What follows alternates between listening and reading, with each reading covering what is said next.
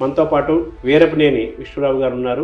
శ్వాస సంబంధించిన అంశాల్లో కొన్ని వేల మందికి వారు వైద్యాన్ని అందించి పరిశోధన చేస్తూ శ్వాస హాస్పిటల్ నడుపుతున్నారు. బాగా జీవించాలంటే శ్వాస విషయంలో మనం ఎలా ఉండాలి, మన ఆలోచనల వల్ల, మన భయాల వల్ల, మన కోరికల వల్ల, అటాచ్మెంట్స్ వల్ల, మన ఎవర్షన్స్ వల్ల ఆ కాన్షియస్నెస్ అనేది మనలో దెబ్బతిన్నది. ప్లాస్టిక్ బాటిల్లో నుంచి వాటర్ తాగిన, ఆ ప్లాస్టిక్ కంటైనర్లో టీ తాగిన చాలా డేంజర్. కొన్ని కోట్ల ఆ మైక్రో అవి మన శరీరంలోకి ఎంటర్ అయిపోతాయి. దీన్ని ఆస్తమా అనేది అంటాం. విపరీతమైన గురకొస్తుంది. సో మొత్తం ఏది చేద్దామన్నా కూడా శ్వాస ఇబ్బంది కలిగే పరిస్థితులు వస్తాయి. చాక్లెట్లు తింటాం, జంక్ ఫుడ్లు తింటాం, ఐస్ క్రీమ్ తింటాం. కొంతమంది బిర్యానీతో పాటు పక్కన కూల్ డ్రింక్ పెట్టుకుంటాం. దాని మీద మానవ శరీరంలో ఉన్న ప్రతి సెల్ను నడిపించేది బ్యాక్టీరియాని. మనకు అన్డైజెస్టివ్ ఫుడ్ అనేది బ్లడ్లోకి ఎంటర్ అయ్యి అక్కడ నుంచి అలర్జీలు మొదలవుతాయి. అగరబత్తి మాత్రం 100% అనారోగ్యాన్ని కలిగిస్తుంది. పర్ఫ్యూమ్ ఇస్ పాయిజన్ అండి. ఈరోజు ఎల్కేజీ పిల్లలకు పర్ఫ్యూమ్ కొట్టి పంపుతున్నారండి స్కూల్స్కి. చేతులు అయితే దండం పెడితే ఏమండి అగరబత్తులు పెట్టకండి, నాకు పడట్లేదు. ఆహా, నీకు భక్తి లేదు, పాడలేదు, నీకు దేవుడి మీద నీకు ఇది లేదంట. దేవుడి సంగతి తర్వాత కానీ నాకు ముందర ఊపిపోయేటట్టు ఉందనేది ఆవిడ బాధ. జీవుడి సంగతి చూడండి. అప్పుడు డబ్బున్నాయని ఇప్పుడు జబ్బున్నాయని కరెక్ట్ చెప్పారు. సో అన్ని జబ్బులకు మూలం ఒబేసిటీ. ఫుడ్కి క్యాన్సర్కి అవినాభావ సంబంధం ఉంది.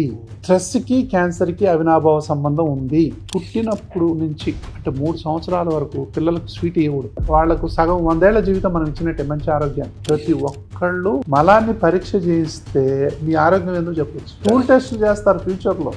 అట్లీస్ట్ 90% మనం బాయిల్డ్ అండ్ స్టీమ్డ్ ఫుడ్ తింటే మన సగం ఆరోగ్యం బాగుపడదు. చాలా మంది నోట్లు వెళ్ళేసి వా పొద్దున్నే కప్పుతూ ఉంటారు. దయచేసి అలా కప్పండి. ఒక విషయం మన ఇంటర్వ్యూ ద్వారా ఒక 10 మందికి మేలు జరిగిందంటే 55 సంవత్సరాలు దాటిన వాళ్ళు హాస్పిటల్కు పోవాల్సినటువంటి అవసరం 70% తగ్గిపోతుంది.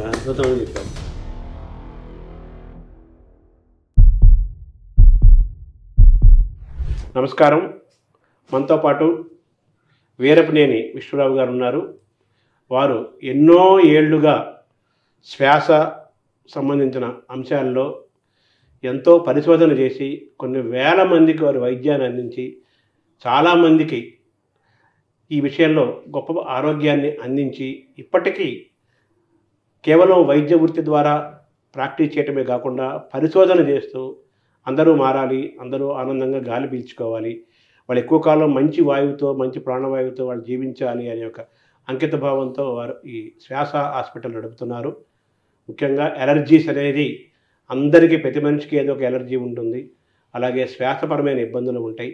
ఈ 2 అంశాలు, తర్వాత పల్మోనాలజీ అంటారు దీన్ని.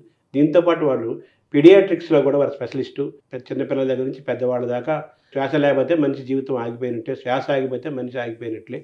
కాబట్టి అత్యంత ముఖ్యమైన మనిషి బతకడానికి, జీవించడానికి, ఈ భూమిపైన ఉండటానికి కారణమైన శ్వాస అనే ఒక ముఖ్యమైన అంశం చుట్టూ అనేక పరిణామాలు, ఇవన్నీ కూడా మనం వారి ద్వారా తెలుసుకునే ప్రయత్నం చేద్దాం. నమస్కారం. నమస్కారం అండి. నమస్కారం శర్మ గారు. శ్వాస అంటారు కదా, మనం ప్రారంభంలో అనుకున్నాము శ్వాస మీద ధ్యాస పెట్టాలంటారు మామూలుగా, ఈ ధ్యానం మెడిటేషన్ వాళ్ళు అంటారు. సో మీ శ్వాస అంతా ఇదే శ్వాసే సబ్జెక్ట్, మీ సబ్జెక్ట్. ఇప్పుడు వయసులకు సంబంధం లేకుండా చిన్నపిల్లలకి, పెద్దవాళ్ళకి, పల్లెల్లో ఉండేవాళ్ళకి, పట్టణాల్లో ఉండేవాళ్ళకి, నగరాల్లో ఉండేవాళ్ళకి, పెద్ద పెద్ద ఛాంబర్లో, ఏసీ ఛాంబర్లో ఉండేవాళ్ళకి, రోడ్డు మీద మామూలుగా పనులు చేసుకునే వాళ్ళకి అందరికీ ఎలర్జీస్ వస్తున్నాయి. ప్రతి వాళ్ళు ఎలర్జీతో ఇబ్బంది పడుతున్నారు. ఆ ఫుడ్ పడలేదనో, ఈ గాలి పడలేదనో, ఈ నీరు పడలేదనో అందరికీ ఎలర్జీస్ ఇబ్బంది పడుతున్నారు. శ్వాస పరంగా ఇబ్బంది పడి నిద్ర లేని రాత్రులు గడుపుతున్నారు. వాళ్ళ చుట్టూ ఉండేవాళ్ళు కూడా చాలా ఇబ్బంది పడుతున్నారు. శ్వాస అనేది జీవనాడి కదా మనిషికి. సో మనిషి పుట్టినప్పటి నుంచి, పుట్టబోయే ముందు నుంచి వెళ్ళిపోయేంత వరకు స్వచ్ఛమైన శ్వాసతో హాయిగా, ఆనందంగా, ఆరోగ్యంగా నిద్రపోతూ తిన్నది అరిగించుకుంటూ బాగా జీవించాలంటే శ్వాస విషయంలో మనం ఎలా ఉండాలి?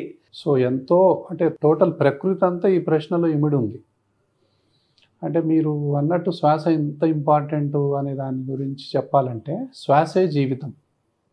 శ్వాసించలేకపోవడం నిజంగా శాపం. శ్వాసను అందించటమే మా శ్వాస హాస్పిటల్ యొక్క ధ్యేయం అనేది పెట్టుకున్నాను నేను.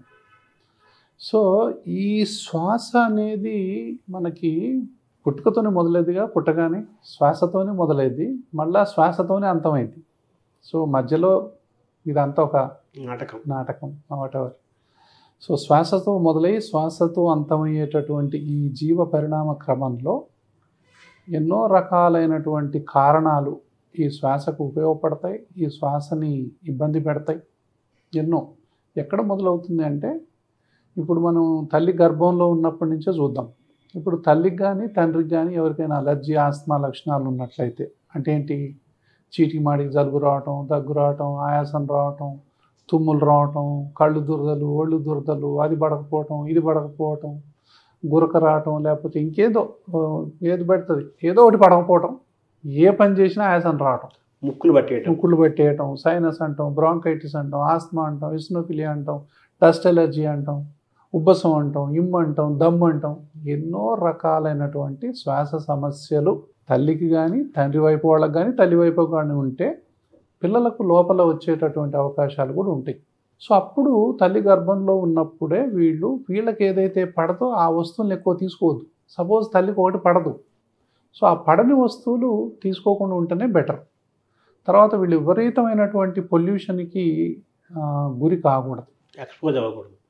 విపరీతమైన పొల్యూషన్, అవుట్డోర్ పొల్యూషన్ కానీ ఇండోర్ పొల్యూషన్ కానీ, అగరబత్తీలు కానీ, పర్ఫ్యూమ్స్ కానీ, మన చేతిలో ఉన్నటువంటి ఏదైతే ఉన్నాయో ఆ పొల్యూషన్కి కొంచెం దూరంగా ఉండాలి. ఎంత మంచి గాలి పీలిస్తే అంత మంచిది. అంటే గాలి, పరిశుభ్రమైన గాలి ఎక్కడిది, ఇప్పుడు ఉన్న గాలినైనా పాడు చేయకుండా ఉండాలి. సో గాలి ధారాళంగా రావాలి, మళ్ళీ వెళ్ళిపోవాలి. సో క్రాస్ వెంటిలేషన్ అంటాం. ఇప్పటికే పాడైపోయింది కదా. పాడైపోయింది. సో సూర్యరశ్మి రావాలి, కంపల్సరీ సూర్యరశ్మి. ఈరోజు 20-30 నిమిషాలన్నా సూర్యరశ్మి మనం ఎక్స్పోజ్ అవ్వాలా. సూర్యుడు ఆరోగ్య ప్రదాత కదా. సూర్యుడే ఈ మొత్తం భూమండలానికి ఆరోగ్యాన్ని ఇచ్చేదే సూర్యుడు. సూర్యుడిని మనం ఎక్స్పోజ్ కాకుండా, సూర్యుడిని చూడకుండా, సూర్యుడు తగలకుండా మనం గనక ఉంటే ఖచ్చితంగా మనకు అనారోగ్యం సంప్రాప్తిస్తుంది. ఆరోగ్యం కూడా సూర్యుని చూడటంతోనే మొదలవుతుంది. అనారోగ్యం రెండు అక్కడే ఉన్నాయి. అది సూర్యుని చూస్తే ఆరోగ్యం ఉంటుంది, చూడకపోతే అనారోగ్యం. ఎగ్జాక్ట్లీ. అంటే 100కి 70 నుంచి 80% మందికి ఈ దేశంలో విటమిన్ డి డెఫిషియన్సీ ఉంది. ఈ విటమిన్ డి అనేది మనకు సూర్యరశ్మి వల్ల, సూర్యుడు ఎప్పుడైతే వచ్చి ఆ కాంతి మన చర్మం మీద పడుతుందో కొన్ని రకాలైనటువంటి ప్రక్రియలు జరిగి విటమిన్ డి అనేటటువంటి ఒకటి తయారైంది. ఇప్పుడు ఈ విటమిన్ డి ఎంత ప్రాముఖ్యం అంటే, అన్ని క్రానిక్ డిసీజెస్కి మూలం విటమిన్ డి లోపము. చాలా రకాలైనటువంటి దీర్ఘకాలిక వ్యాధులకు విటమిన్ డి లోపమే మూల కారణం. కాబట్టి సూర్యుని కంపల్సరిగా ఎక్స్పోజ్ అవ్వాలా. తర్వాత సూర్యుడు ఒక పంచభూతం కదా, అగ్నియే కదా, ప్రత్యక్ష దైవం కదా. తర్వాత ఇంకోటి మంచి నీళ్లు, వాటర్ పొల్యూట్ అయినటువంటి వాటర్ తాగితే ఆరోగ్యం ఎట్లా వస్తుంది? సో కంపల్సరిగా ఈ వాటర్ ఎక్కడి నుంచి తాగుతున్నాం అనేది కూడా చాలా ఇంపార్టెంట్. ప్లాస్టిక్ బాటిల్లో నుంచి వాటర్ తాగిన, వేడి నీళ్ళు మనం టీ కప్పుల్లో ఆ ప్లాస్టిక్ కంటైనర్లో టీ తాగిన చాలా డేంజర్. కొన్ని కోట్ల ఆ మైక్రో ప్లాస్టిక్ అంటాం, అవి మన శరీరంలోకి ఎంటర్ అయిపోతాయి. ఇప్పుడు అవే అన్నిటి జబ్బులకు మూల కారణం. క్యాన్సర్ విపరీతంగా పెరిగిపోవడానికి మూల కారణం ప్లాస్టిక్ ఇంజెక్షనే. అక్కడి నుంచి మనకు అనారోగ్యం మొదలైంది. ఒకప్పుడు కుండల్లో ఉండేది, రాగి చెంబుల్లో ఉండేది, సరస్సుల్లో నుంచి తాగేవాళ్ళం, చెరువుల్లో నుంచి తాగేవాళ్ళం. సో ఇప్పుడు ఆ పరిస్థితి లేదు కదా, మొత్తం కలుషితమైంది. కాబట్టి మొత్తాన్ని తీసుకొచ్చి బాటిల్లో ఇచ్చేసాం. సో ఆ బాటిల్లో అంతా ప్లాస్టికే. సో ఆ ప్లాస్టిక్ వాటర్ మనం తాగుతున్నామని తెలుసుకోవడానికి 20-30 ఏళ్ళు పట్టింది ఇప్పుడు మనకి. ఇప్పుడు మాత్రం అర్థమవుతుంది, అయ్యో ప్లాస్టిక్ బాటిల్లో తాగకూడదు, మళ్ళీ రాగి చెంబుల్లోనే తాగాలి, మట్టి కుండలో నీళ్ళే తాగాలి అని చెప్పి మళ్ళీ మొదలుపెట్టాం. సో ఇన్ని సంవత్సరాల తర్వాత వెనక్కి వెళ్తున్నాం, మళ్ళీ బ్యాక్ టు బేసిక్సే. ఎప్పుడైనా ఎవరైనా పంచభూతాల దగ్గరికి వెళ్ళి తీరాలి. ఎందుకంటే పంచభూతాలే మన ఆరోగ్యం. మనమే పంచభూతాలైనప్పుడు మనకి ఇంకా వేరే ఆప్షనే లేదు. సో ఈ పంచభూతాలంటే చాలామందికి ఏముంటుందంటే ఏదో చాదస్తంలాగా, ఇదేదో ఒక ఇదిలాగా అనిపిస్తుంది. ఇప్పుడు సూర్యుడి నుంచి వచ్చేటటువంటి సూర్యకిరణాలు ఆకుల మీద పడి కిరణజన్య సంయోగ క్రియ ద్వారా గాలిలో ఉన్న కార్బన్ డైఆక్సైడ్ని, భూమిలో ఉన్నటువంటి నీరుని, సన్లైట్ని వాడుకొని పిండి పదార్థం తయారైంది, కార్బోహైడ్రేట్. ఆ కార్బోహైడ్రేట్ అనేవి కొన్ని ఎనిమల్స్ తింటాయి, మనందరం కూడా కార్బోహైడ్రేట్లు తింటాం. ఆ కార్బోహైడ్రేటే మొక్కలో ఉన్నటువంటి అన్ని భాగాలకు గ్రోత్కు ఉపయోగపడి మళ్ళీ మనకు కాయల రూపంలో, పళ్ళ రూపంలో, కొన్ని ఆకుల రూపంలో, కొన్ని వేర్ల రూపంలో, కొన్ని దుంపల రూపంలో, సో అన్ని రకాలైనటువంటి ఆహార పదార్థాలుగా మనకు సూర్యుడిని తింటున్నాం మనం. వాటరు ప్లస్ గాలి ప్లస్ సూర్యరశ్మి అవే తింటున్నాం. ఆ పంచభూతాలనే కదా మనం తినేది. కాబట్టి పంచభూతమే శరీరం. మనం ఏడ తింటున్నాం? సూర్యుని ఏడ తింటున్నాం అంటే సూర్యుడినే తింటున్నాం మనం ప్రతిరోజు. సూర్యుడు శక్తికి ఆధారం. సో సూర్యుడు ద్వారా పిండి పదార్థం తయారైతే ఆ పిండి పదార్థం ద్వారా మంచి మానవాళి మొత్తం డిపెండ్ అయింది. ఎనిమల్స్, ఎన్నో రకాలైన జంతువులు కూడా దాని మీద డిపెండ్ అయినాయి. దాని నుంచి ఆ జంతువులని పెరిగే జంతువులు కొన్ని, బట్ ఎటుబడి ఆ ట్రాన్స్ఫర్ ఆఫ్ ఎనర్జీయే, సూర్యుడి ఎనర్జీయే మనలోకి వస్తుంది పిండి పదార్థాల ద్వారా. కాబట్టి ఇక్కడ మనకి భూమిలో, ఇప్పుడు భూమిలో నుంచి వచ్చినటువంటి వాటరు ఇవన్నీ ఉంటాయి. భూమే కలుషితమైనప్పుడు అందులో ఉన్న మొక్క కలుషితం కాకుండా ఎట్లుంటుంది? నీరే కలుషితమైనప్పుడు అందులో ఉన్నటువంటి అన్నీ మనకు ఆ కాయలోకి చేరకుండా ఎలా ఉంటాయి? కాబట్టి ఇప్పుడు పొల్యూటెడ్ ఏరియాస్లో ఉన్న భూమిలో పెరిగినటువంటి ఏ మొక్కలైనా, ఆ మొక్క నుంచి వచ్చిన పండైనా, కూరగాయ అయినా, ఆకులైనా ఏదైనా కూడా విషతుల్యమే. అంటే మనం తినే ఆహారము, పీల్చే గాలి అన్నీ కలుషితం అవడం వల్ల మనం కలుషితం మోస్తున్నాం. మొత్తం ఇప్పుడు మనం పొల్యూషన్, గాలి మొత్తం పొల్యూషన్ అయిపోయింది, నీరు మొత్తం కాలుష్యం అయిపోయింది, భూమి కాలుష్యం అయిపోయింది, దాని తర్వాత ఉన్నటువంటి స్పేసే మొత్తం పొల్యూషన్ అయిపోయింది. సో అన్నీ సో ఇప్పుడు సూర్యరశ్మి అందని వాళ్ళు 100కి 70 నుంచి 80% మంది, చాలామంది కూడా సూర్యుని చూడని వాళ్ళు ఉన్నారు ఇప్పుడు డైరెక్ట్గా.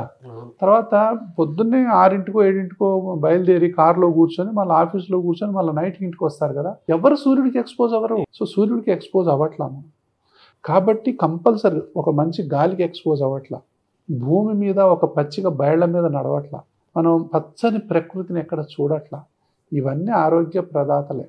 కాబట్టి ఇవన్నీ కూడా మన ఆరోగ్యం రావడానికి మూల కారణాలు. ఈ పంచభూతాలను ఎప్పుడైతే మనం డిస్టర్బ్ చేశామో అవి భూతాలై, ప్రేతాలై మనని డిస్టర్బ్ చేస్తున్నాయి. ఎప్పుడు? గర్భంలో ఉన్నప్పటి నుంచే. సో ఆ తల్లిదండ్రులకు అలర్జీ, ఆస్మా లక్షణాలు ఉంటే పిల్ల పుట్టిన తర్వాత నుంచే తల్లిదండ్రులు మొదలవుద్ది. నాకు జలుబు ఉంది, దగ్గుంది, ఆయాసం ఉంది, మరి వీళ్ళకు కూడా వస్తుందో ఏమో అని.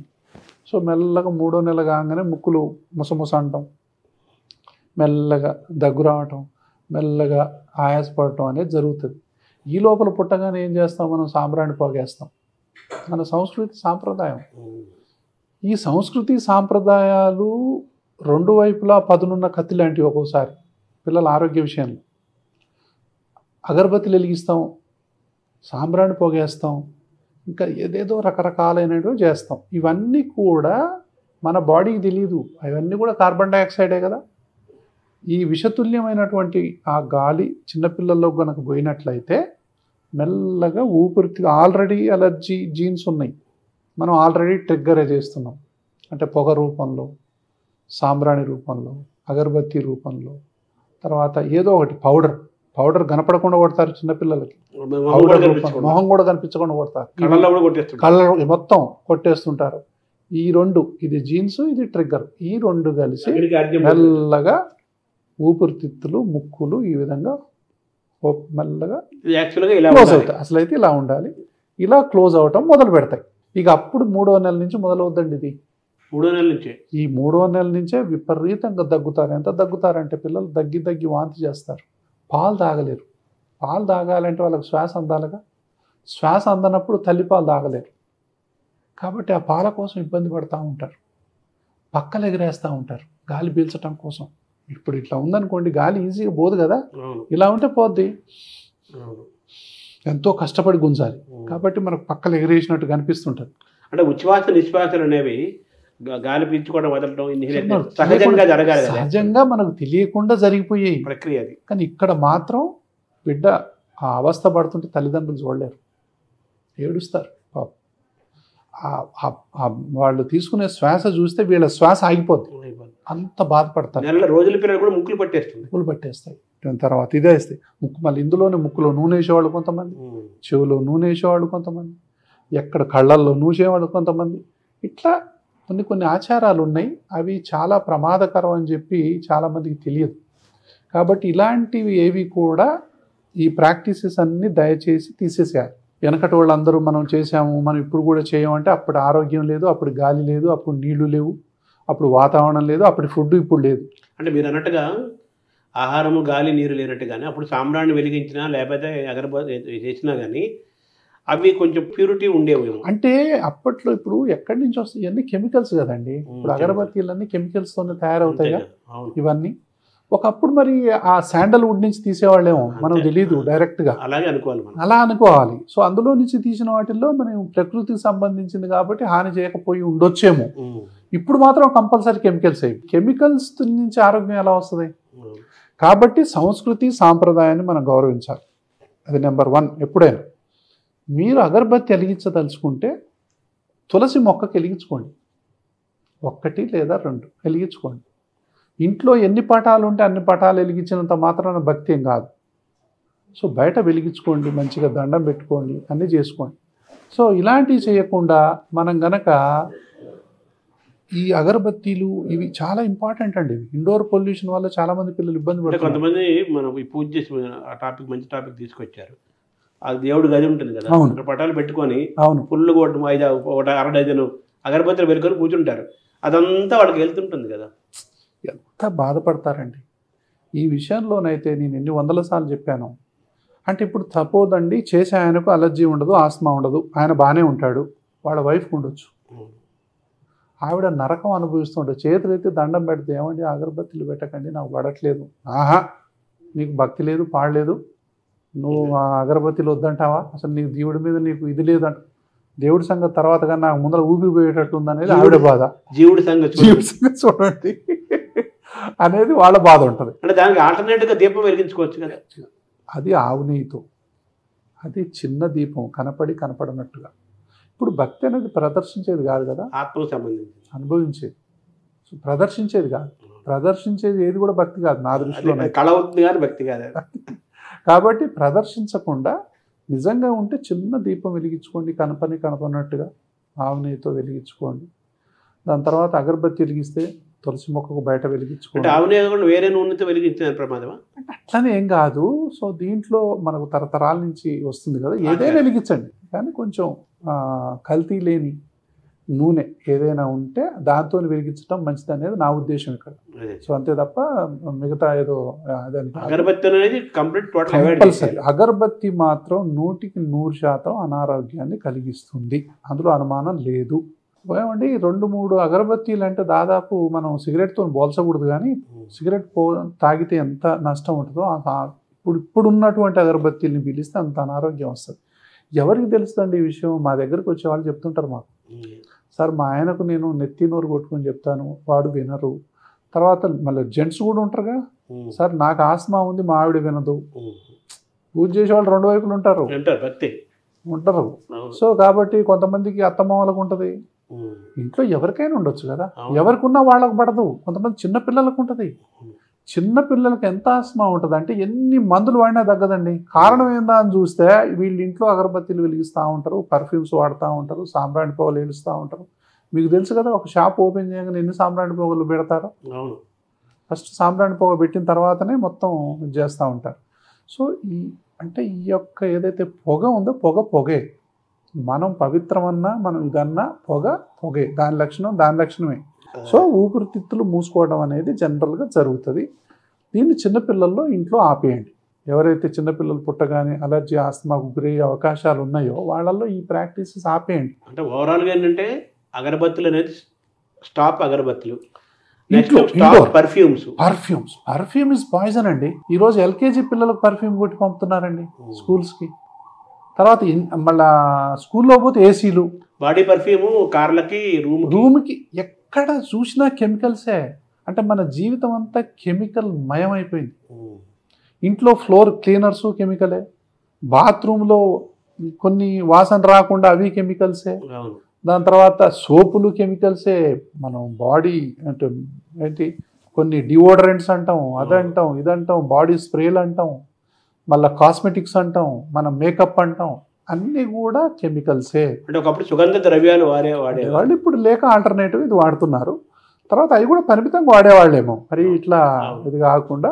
సరే ఇవన్నీ కూడా మొత్తానికైతే కాలుష్య కారకాలు. ఈరోజు ప్రపంచవ్యాప్తంగా అలర్జీ, ఆస్మా పెరిగిపోవటానికి మూల కారణం ఏంటంటే మారుతున్న జీవన విధానాలు, పెరుగుతున్న వాతావరణ కాలుష్యం, దాంతోపాటు ఎన్నో రకాలైనటువంటి క్రీములు అప్లై చేసుకోవటం, ఎన్నో రకాలైనటువంటి జంక్ ఫుడ్స్, మనకు అర్థం కాని జంక్ ఫుడ్స్ని మనం తినటం, ప్రకృతి నుంచి వచ్చేటటువంటి ఫుడ్కి దూరం అయిపోవటం. ప్రకృతికి ఎంత దూరం అయిపోతామో అనారోగ్యం అంత పెరిగిపోద్దండి, అంత దగ్గర అవుతాం. ప్రకృతికి దూరం అవుతా ఉంటే మీరు చెప్పినట్టు అనారోగ్యానికి దగ్గర అవుతా ఉంటాం. సో కాబట్టి మళ్ళీ మనం ప్రకృతి దగ్గరికి రావాలి అంటే అందరం ఈరోజు ఏం మాట్లాడుతున్నారో తెలుసా? మైక్రోబయోమ్ అనేటటువంటి ఒక సబ్జెక్ట్ వచ్చింది ఇప్పుడు. ఏంటంటే మన యొక్క పొట్టలో గట్ హెల్త్ అంటున్నాం. అంటే మంచి బ్యాక్టీరియా ఉంటాయి. ఈ బ్యాక్టీరియా అనేది అసలు ఈ భూమే బ్యాక్టీరియాకు సంబంధించిన తర్వాత వచ్చాం మనం. అసలు వాటిదే మొదటి ఆవాసం, తొలి జీవి అదే. 300 కోట్ల సంవత్సరాలు ఫస్ట్ ఉంది బ్యాక్టీరియానే.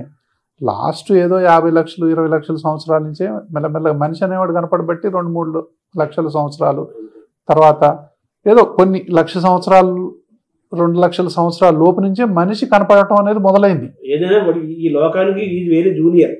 Very very very latest. కాబట్టి ఇవన్నీ వాటికి సంబంధించినవి. అందులో బ్యాక్టీరియా అనేది, ఆ బ్యాక్టీరియా మన ప్రతి జీవిలో, ప్రతి ఆకులో, ప్రతి నీటిలో, ప్రతి భూమిలో, పంచభూతాల్లో మొత్తం ఆవరించి ఉంది బ్యాక్టీరియా. మొత్తం ఎక్కడ కొన్ని కోట్ల కణాలు ఉంటాయి. ఇప్పుడు ఈ చేతిలో కొన్ని కోట్ల కణాలు ఉంటాయి. ఆ బ్యాక్టీరియాను మొత్తం తీసేస్తే 5 రోజులు కూడా బతకం మనం. కాబట్టి మొత్తం కూడా గట్ బ్యాక్టీరియా, మంచి బ్యాక్టీరియా, చెడ్డ బ్యాక్టీరియా అని 2 ఉంటాయి. బ్యాడ్ కొలెస్ట్రాల్, గుడ్ కొలెస్ట్రాల్ అలాగా. సో ఈ బ్యాక్టీరియాకు నైవేద్యం ఏంటి అంటే ప్రకృతి నుంచి వచ్చినటువంటి ఆహారాన్ని అది నైవేద్యంగా స్వీకరిస్తుంది. దాని మీద మాత్రమే ఆ బ్యాక్టీరియా బతుకుతుంది. గుడ్ బ్యాక్టీరియా ఆకుకూరలు కానివ్వండి, దుంపకూరలు కానివ్వండి, తర్వాత పళ్ళు కానివ్వండి, తర్వాత మన డ్రై ఫ్రూట్స్ కానివ్వండి, ఫ్రూట్స్ కానీ ఏదైనా సరే. మనం బియ్యం ఉంటాయి కదా, దంపుడు బియ్యం మీద ఇంత పొర ఉంటుంది అసలైతే. ఆ పొర మీద బతుకుద్ది అది. కానీ ఆ పొరనే తీసేస్తాం మనం. ఇప్పుడు అందరికీ అర్థమయ్యి అరే పొర చాలా మంచిదంట, అది బ్యాక్టీరియా ఆ పొరని మాత్రం తింటుంది. ఆ పొరని తిని మనకు ఆరోగ్యం ఇస్తుంది. మనం ఆ పొరనే తీసేస్తున్నాం. తీసేసేసరికి ఆ బ్యాక్టీరియా ఏం చేస్తుంది? ఆ బియ్యం మీద పొర లేదు కదా, పేగుల్లో ఉన్నటువంటి లోపలి పొరలు తిని బతుకుతుంది.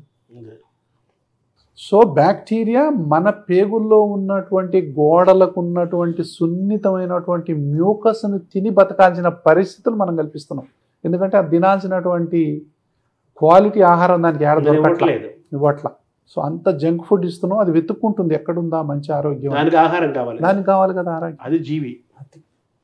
ఎప్పుడైతే బ్యాక్టీరియా బతుకుతుందో మనం బతుకుతాం. ఇప్పుడు రానున్న సంవత్సరాలు మొత్తం కూడా మనం మైక్రోబయోమ్ తప్ప ఇంకేం మాట్లాడం. ప్రపంచం మొత్తం మాట్లాడే ఏకైక సబ్జెక్టు మైక్రోబయోమే. అంటే ఈ మైక్రోబయోమ్, ఈ బ్యాక్టీరియా ఎంత ఉంటుంది అంటే క్రికెట్ బాల్ సైజులో ఉంటుంది. మన దాంట్లో మొత్తం కలిపి క్రికెట్ బాల్ సైజు ఉంటుంది. 1 కేజీ కూడా ఉండదు, 1/2 కేజీ బ్యాక్టీరియా అంతా కలిపితే టోటల్ చేస్తే అంటే మన బాడీలో ఎన్ని సెల్స్ ఉంటాయో అంతకు 100 రెట్ల సెల్స్ ఎక్కువ ఉన్నాయి. దాని పాపులేషన్ ఎక్కువ మన బాడీలో, మన సెల్ పాపులేషన్ కంటే. మనం ఏమనుకుంటున్నాం అంటే మన కంట్రోల్ అది ఉందనుకుంటున్నాం. మనం మైనారిటీ, చాలా మైనారిటీ, 100 రెట్ల మైనారిటీ. సో బ్యాక్టీరియా ఏదైతే ఉందో మన ఆరోగ్యాన్ని డిసైడ్ చేసేది బ్యాక్టీరియానే. మనం లావు ఉండాలన్నా లావు ఉండొద్దా డిసైడ్ చేసేది బ్యాక్టీరియానే. మనకు షుగర్ ఫ్యూచర్లో వస్తుందా రాదా డిసైడ్ చేసేది బ్యాక్టీరియానే. మనకు తెలివితేటలు ఉన్నాయా లేదా డిసైడ్ చేసేది కూడా బ్యాక్టీరియా. అది కెమికల్స్ ఉంటాయి, షార్ట్ చైన్ ఫ్యాటీ యాసిడ్స్ అంటాం, డోపమిన్ అంటాం, దాని తర్వాత సెరోటోనిన్ అంటాం. ఇవన్నీ కూడా ఆ బ్యాక్టీరియా ఈ యొక్క ఫెర్మెంటెడ్ ఈ ఫుడ్ మీద పనిచేసినప్పుడు అవి తయారు చేసేటటువంటి కొన్ని కెమికల్స్ అవి, వాటి వల్ల మాత్రమే ఇవి తయారవుతాయి. ఇవి మన గట్ హెల్త్ మొత్తాన్ని కాపాడతాయి, మన గట్ లైనింగ్ని కాపాడతాయి. కాబట్టి మనం ఏది వేసినా కూడా అడ్డగోలుగా బ్లడ్లోకి ఎంటర్ కాకుండా ఆ పొరను తయారు చేసేదే అవి. తర్వాత ఈ కెమికల్స్ ఎప్పుడైతే మనకు డోపమీను, సెరోటోనిను డైరెక్ట్గా మనకు బ్రెయిన్కి వెళ్ళి అవే న్యూరో ట్రాన్స్మిటర్స్ అంటాం. డోపమిన్ లేకపోతే డిప్రెషన్ పోతాడు మనిషి. అంటే మన ఆనందాలు బాధలు అన్నీ అక్కడే ఉన్నాయి. అన్నీ పొట్టలో ఉన్నాయి యాక్చువల్గా. సో ఇక్కడ గనక ఆ కెమికల్స్ తయారవకపోతే మనం ఇక్కడ అంతా ఒట్టిదే. కాబట్టి మన ఆరోగ్యం అంతా గట్లో ఉందనేది ఒక ఆస్పెక్ట్. అది అంటే బ్రెయిన్ మొత్తం శరీరాన్ని మెయిన్ నడిపిస్తుంది కదా. ఎగ్జాక్ట్లీ. ఆ బ్రెయిన్ బ్యాక్టీరియా నడిపిస్తాడు. బ్రెయిన్ నడిపించేది బ్యాక్టీరియా. బ్రెయిన్ ఏంటండి, మానవ శరీరంలో ఉన్న ప్రతి సెల్ను నడిపించేది బ్యాక్టీరియాని. మన ఆరోగ్యమే మన యొక్క బ్యాక్టీరియా. ఇప్పుడు ఏం చేస్తున్నాం, ఆ మంచి బ్యాక్టీరియా ఏంటో తెలుసుకొని దాదాపు ఒక 200-300 బ్యాక్టీరియాని ఇప్పటిదాకా కనుక్కున్నారు మనకు ఉపయోగపడే వాటిని క్యాప్సూల్ రూపంలో ఇస్తున్నాం మనం. దాని తర్వాత ఈ యొక్క బ్యాక్టీరియా షుగర్ వచ్చిందనుకోండి, దీనికి సంబంధించినటువంటి బ్యాక్టీరియాని వేస్తే షుగర్ కంట్రోల్ అవుతుంది. ఆస్తమా ఉందనుకోండి, ఇప్పుడు మనం అక్కడికి వస్తున్నాం, ఆస్తమా డెవలప్ అవడానికి కారణం అంటే ఆ బ్యాక్టీరియాని ఏదో చంపేసాం మనం. మళ్ళీ ఆ బ్యాక్టీరియాని కనుక మనం ఇచ్చినట్లయితే మళ్ళీ ఆస్తమా తగ్గుముఖం పడటాన్ని రీసెర్చ్లో గమనిస్తున్నారు. ఇప్పుడు అంటే మనం సప్లిమెంట్ చేస్తున్నాం క్యాప్సూల్ రూపంలో, పౌడర్ రూపంలో, లిక్విడ్ రూపంలో. దాన్ని మనం ప్రో బ్యాక్టీరియా అంటున్నాము, ప్రోబయాటిక్ అంటున్నాం. వాటిని తీసుకుంటున్నాం మనం. మన పెరుగు అనేది మంచి ప్రోబయాటిక్, డైరెక్ట్ ప్రోబయాటిక్. అది ప్రోబయాటిక్ అంటే మన పచ్చళ్ళు, ఊరగాయ పచ్చళ్ళు, మన ఉసిరిగాయ పచ్చడి కూడా ప్రోబయాటికే. ఇట్లా అంటే ఊరబెట్టింది ఏదైనా కూడా ప్రోబయాటిక్కి మంచి ఆహారం. అంటే ఊరగాయలు అంటారు చూసారా, ఊరగాయలు మొత్తం కూడా మంచి ప్రోబయాటిక్ అండి. అంటే క్యాబేజ్ని కానీ, దాని తర్వాత అన్ని ఊరబెట్టినాయి అని అంటారు ఈ యొక్క ప్రోబయాటిక్ అవి. తర్వాత చెడు బ్యాక్టీరియా ఎప్పుడు, చాక్లెట్లు తింటాం, జంక్ ఫుడ్లు తింటాం, ఐస్ క్రీమ్ తింటాం, కూల్ డ్రింక్ తాగుతాం, బ్రెడ్ తింటాం. అంటే అందులో కనీసం ఫైబర్ అనేది ఇంత కూడా ఉండదు. ఫైబర్ అంటే నార పీసు ఏమి ఉండదు, ఒట్టిదే అంత తినేస్తున్నాం. దాని మీద చెడు బ్యాక్టీరియా పెరుగుతుంది. అది మన అనారోగ్యాన్ని కలిగించేది. దాన్ని డిస్బయోసిస్ అంటాం. మంచి ఆరోగ్యం అయితే సింబయోసిస్. అది డిస్బయోసిస్ ద్వారా మనకేమైంది, ఫస్ట్ అంటే పేగుల్లో ఉన్న లైనింగ్ దెబ్బతింటుంది. అందులో నుంచి మనకు అన్డైజెస్టివ్ ఫుడ్ అనేది బ్లడ్లోకి ఎంటర్ అవుతుంది. అక్కడ నుంచి అలర్జీలు మొదలవుతాయి. సో గట్లోనే మన మూలాలు ఉన్న అలర్జీకి సంబంధించినవి.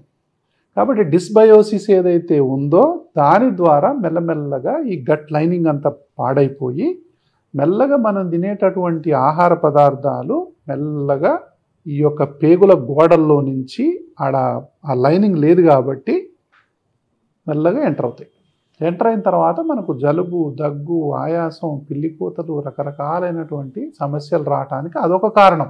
దాన్నే ఫుడ్ ఎలర్జీలు అంటాం. ఇప్పుడు చాలామందికి, ఒకప్పుడు చూసారా మన దేశంలో అసలు ఫుడ్ ఎలర్జీ లేవు. అసలు ఫుడ్ ఎలర్జీ అంటే మన దేశంలో తెలియదు. విదేశాల్లో ఫుడ్ ఎలర్జీలు ఎక్కువ ఉండేవి, మన దేశంలో లేదు. ఇప్పుడు మన దేశంలో శరవేగంగా పెరిగే వాటిల్లో ఫుడ్ ఎలర్జీలు ఒకటి. విపరీతంగా ఎలర్జీలు అనేవి పెరిగిపోవటానికి మూల కారణం ఏంటంటే మన ఆహార విధానాలు మారిపోయింది. కాబట్టి ఇదొకటి. తర్వాత ఇంకోటి ఏంటి, గాలి. పొల్యూటెడ్ గాలి ఎప్పుడైతే మనం డైరెక్ట్గా పీలుస్తున్నామో ఈ యొక్క మ్యూకస్ మెంబ్రెయిన్స్కి, ఊపిరితిత్తుల్లో ఉన్నటువంటి మ్యూకస్ మెంబ్రెయిన్కి అది విషతుల్యంగా పనిచేస్తుంది. అదే అగరబత్తీల వాసన, పర్ఫ్యూమ్స్ వాసన, దాని తర్వాత అన్ని రకాల powders, any dust is poison అండి. ఎనీ పౌడర్ ఏదన్నా, any powder is poison for the lungs. Any smell is poison for the lungs. Any dust, any smoke అది ఎంత పవిత్రమైన కాదు. ఇప్పుడు ఫ్రిడ్జ్లో ఏసీలు ఎలా చూడాలి అంటే చల్లటి కదా. అంటే ప్రకృతికి ఫ్రిడ్జ్ అనేది మనం కనుక్కున్నది కదా. చల్లటి నీళ్ళు తాగుతామని కాదుగా, పుట్టుకతోనే ఒక టెంపరేచర్లో ఉంటుంది వాటర్. అది తాగినప్పుడు మనకేం కాదు. మీరు చల్లటి నీళ్ళు తాగండి అంటే గొంతు పట్టేస్తుంది. మన బాడీ చెప్తుందిగా మనకి ఆల్రెడీ సంకేతం ఇస్తుంది, నీకు ఇది పడట్లేదు, నువ్వు చల్లటి నీళ్ళు తాగుతున్నావు అని చెప్పి సంకేతం. ఎవరో ఇవ్వాల్సిన అవసరం లేదు, మన బాడీయే మనకు మంచి సంకేతాలు ఇస్తుంది. మనం ఓవర్లుక్ చేస్తాం తప్ప వినాలిగా, గౌరవించాలి. So cool drinks, ice creams ఇవన్నీ కూడా మనం అవాయిడ్ చేయాలి. సో పొల్యూటెడ్ ఎయిర్ ఏదైతే ఉందో అది అలర్జీ, ఆస్మా రావడానికి అదొక మూల కారణం. మన ఫుడ్ ఒక మూల కారణం.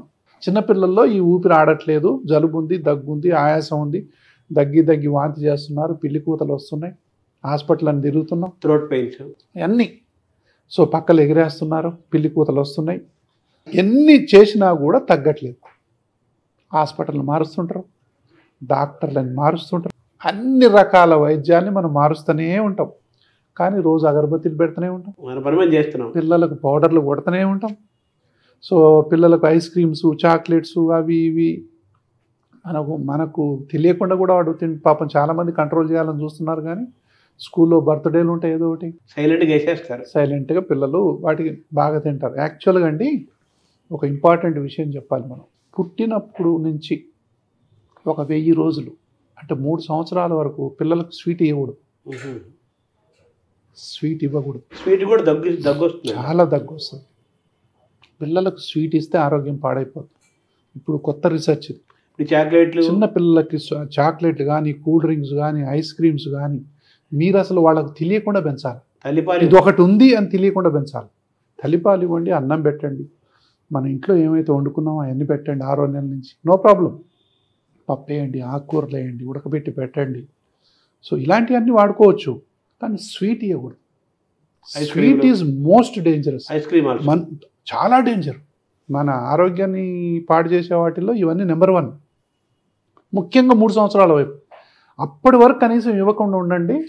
వాళ్లకు సగం 100 ఏళ్ల జీవితం మనం ఇచ్చినట్టే, మంచి ఆరోగ్యాన్ని. ఈ విషయం ఒక్కటి కనుక తల్లిదండ్రులు పాటిస్తే, కీలకమైన విషయం. ఒక విషయం మన ఇంటర్వ్యూ ద్వారా ఒక 10 మందికి మేలు జరిగిందంటే, ఫస్ట్ 1000 డేస్ మీరు చిన్నపిల్లలకు స్వీట్ ఇవ్వకుండా ఉండండి. చిన్నపిల్లల ఆరోగ్యం అనేది బాగుపడదు. పళ్ళు కూడా స్వీట్ ఉంటాయి, అది కాదు నేను చెప్పేది. మనం క్రియేట్ చేసినవి కనుక తినకుండా ఉంటే పిల్లలకు భవిష్యత్తులో మనం మంచి ఆరోగ్యం ఇచ్చిన వాళ్ళం అవుతాం. ఎందుకో తెలుసా అండి, మంచి బ్యాక్టీరియాని పెంచిన వాళ్ళం అవుతాం. ఇదంతా ఏందో కాదు, అసలు మనం ఇదంతా ఇచ్చేది ఏమిటికి అంటే మంచి బ్యాక్టీరియాని పెంచడం కోసం. సో వాటిని మనం మంచిగా గ్రూమింగ్ చేస్తున్నాం, మంచి బ్యాక్టీరియా పెరగటానికి, పెరగకుండా ఉండటం కోసం. వాళ్ళ ఇమ్యూనిటీ పునాది పడేదే ఫస్ట్ 3 ఏళ్లలో. ఆ ఇమ్యూనిటీని కనుక మనం ముందు 3 సంవత్సరాల్లోనే పునాది గట్టి చేసినట్లయితే వాళ్ళు తర్వాత అంత డిస్టర్బ్ అవ్వరు. డే 1 నుంచే 3వ నెల నుంచే మనం ఇక మెల్లగా అది ఇది వేసి పెడతా ఉంటే, చాక్లెట్ ఇస్తూ ఉంటే, లాలీపాప్ పెట్టి వాడు ఏడవకుండా ఉండటానికి స్వీట్ పెడతాం, వాడు ఇది చేయడానికి స్వీట్ పెడతా ఉంటాం, ఏదోటి. మనం అసలు మనం కనుక షాప్స్లో పోతే, మాల్స్లో పోతే ఎట్లా ఉంటాయండి అన్నీ ఆ షుగర్ ఐటమ్స్ ఎట్లా ఉంటాయి, అవన్నీ కూడా అనారోగ్య హేతువులేని గుర్తుపెట్టాలి. సో మనం ఎక్కడికైనా పోయినప్పుడు సూపర్ మార్కెట్లకి ఆ చాక్లెట్లు, ఆ బిస్కెట్లు ఎట్లా కనపడుతుంటాయి, మొత్తం చాలా ఉంటాయి. అంతే, అది అంతకంటే అనారోగ్యం ఇంకోటి ఉండదు కొనుక్కున్నట్టు. కాబట్టి ఈ విషయాన్ని మనం ఏ బ్యాక్టీరియాని పెంచుతున్నాము అనేది గుర్తుపెట్టుకోవాలి. మనం ఫస్ట్ ఏంటంటే, మనం ఏదైనా పూజ చేసినప్పుడు దేవుడికి మనం మంచి నైవేద్యం పెడతాం. ఫస్ట్ తీసుకుపోయి దేవుడికి పెడతాం. అది పవిత్రమైంది, శుభ్రమైంది, శుచికరమైంది తీసుకుపోయి దేవుడికి పెట్టిన తర్వాత మనం భోజనం చేస్తాం. ఇక్కడ దేవుడు ఎవరో తెలుసా అండి, బ్యాక్టీరియా. ఇక్కడ మనం నైవేద్యం ఏంటో తెలుసా, పంచభూతాల నుంచి వచ్చినటువంటి ఆహారం, పవిత్రమైన స్వచ్ఛమైన ఆహారాన్ని మాత్రమే అవి తినాలి. ఇవన్నీ కూడా థియరీకి చెప్పడానికి బాగానే ఉండొచ్చు డాక్టర్ గారు, పాటించడానికి చాలా కష్టం ఉంటుంది అని అనుకోవచ్చు. నాకు కూడా అంతే. మనందరం కూడా కనీసం అవగాహన అయితే ఉండాలి కదా. ఈరోజు కాకపోతే రేపు పాటిస్తాం, రేపు కాకపోతే ఎల్లుండి పాటిస్తాం, కానీ తెలుసుకోవాలి కదా. అంటే రేపు చెప్పేది ఏంటంటే కొత్త తరాలు కనీసం తెలియకుండా పోతుంది. కూల్ డ్రింక్స్లో ఆరోగ్యం ఉందనుకుంటున్నారు, ఐస్ క్రీమ్లో ఆరోగ్యం ఉందనుకుంటున్నారు, లేకపోతే ఇంకా జంక్ ఫుడ్లో ఆరోగ్యం ఉందనుకుంటున్నారు. ఇవన్నీ మనం చెప్పకపోతే ఎవరు చెప్తారు? వీటిల్లో ఆరోగ్యం లేదు, ఖచ్చితంగా లేదు, అనారోగ్యానికి దారి తీస్తాయి. అన్నిటికంటే ముఖ్యమైనది ఒబేసిటీ.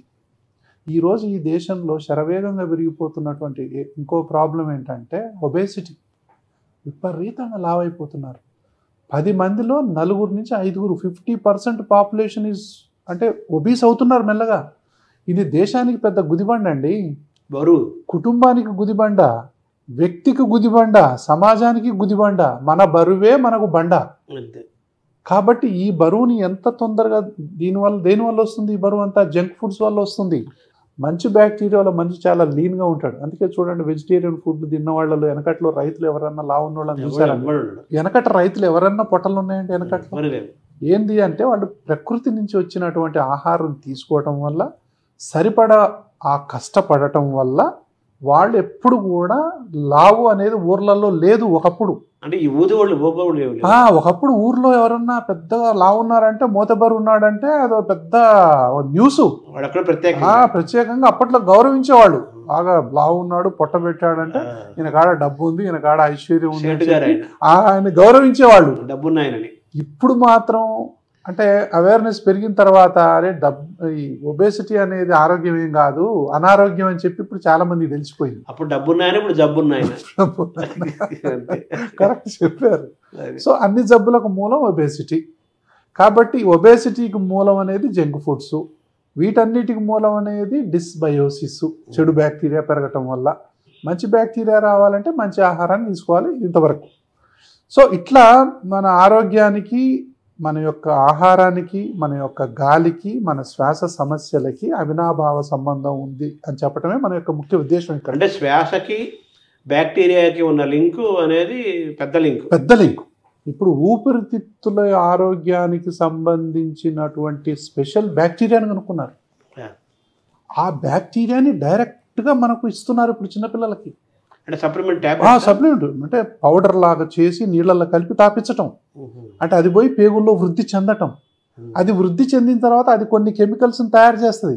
అది ఊపిరితిత్తుల్లో పోయి అది ఈ యొక్క వాయునాళాలన్నీ ఓపెన్ చేయటం. అంటే ఆహారం ద్వారానే ఆస్తమా నయం చేయటం అండి. అంతే. దీన్ని పర్సనలైజ్డ్ మెడిసిన్ అంటాం. ఇప్పుడు పర్సనలైజ్డ్ మెడిసిన్ వస్తుంది ఇప్పుడు.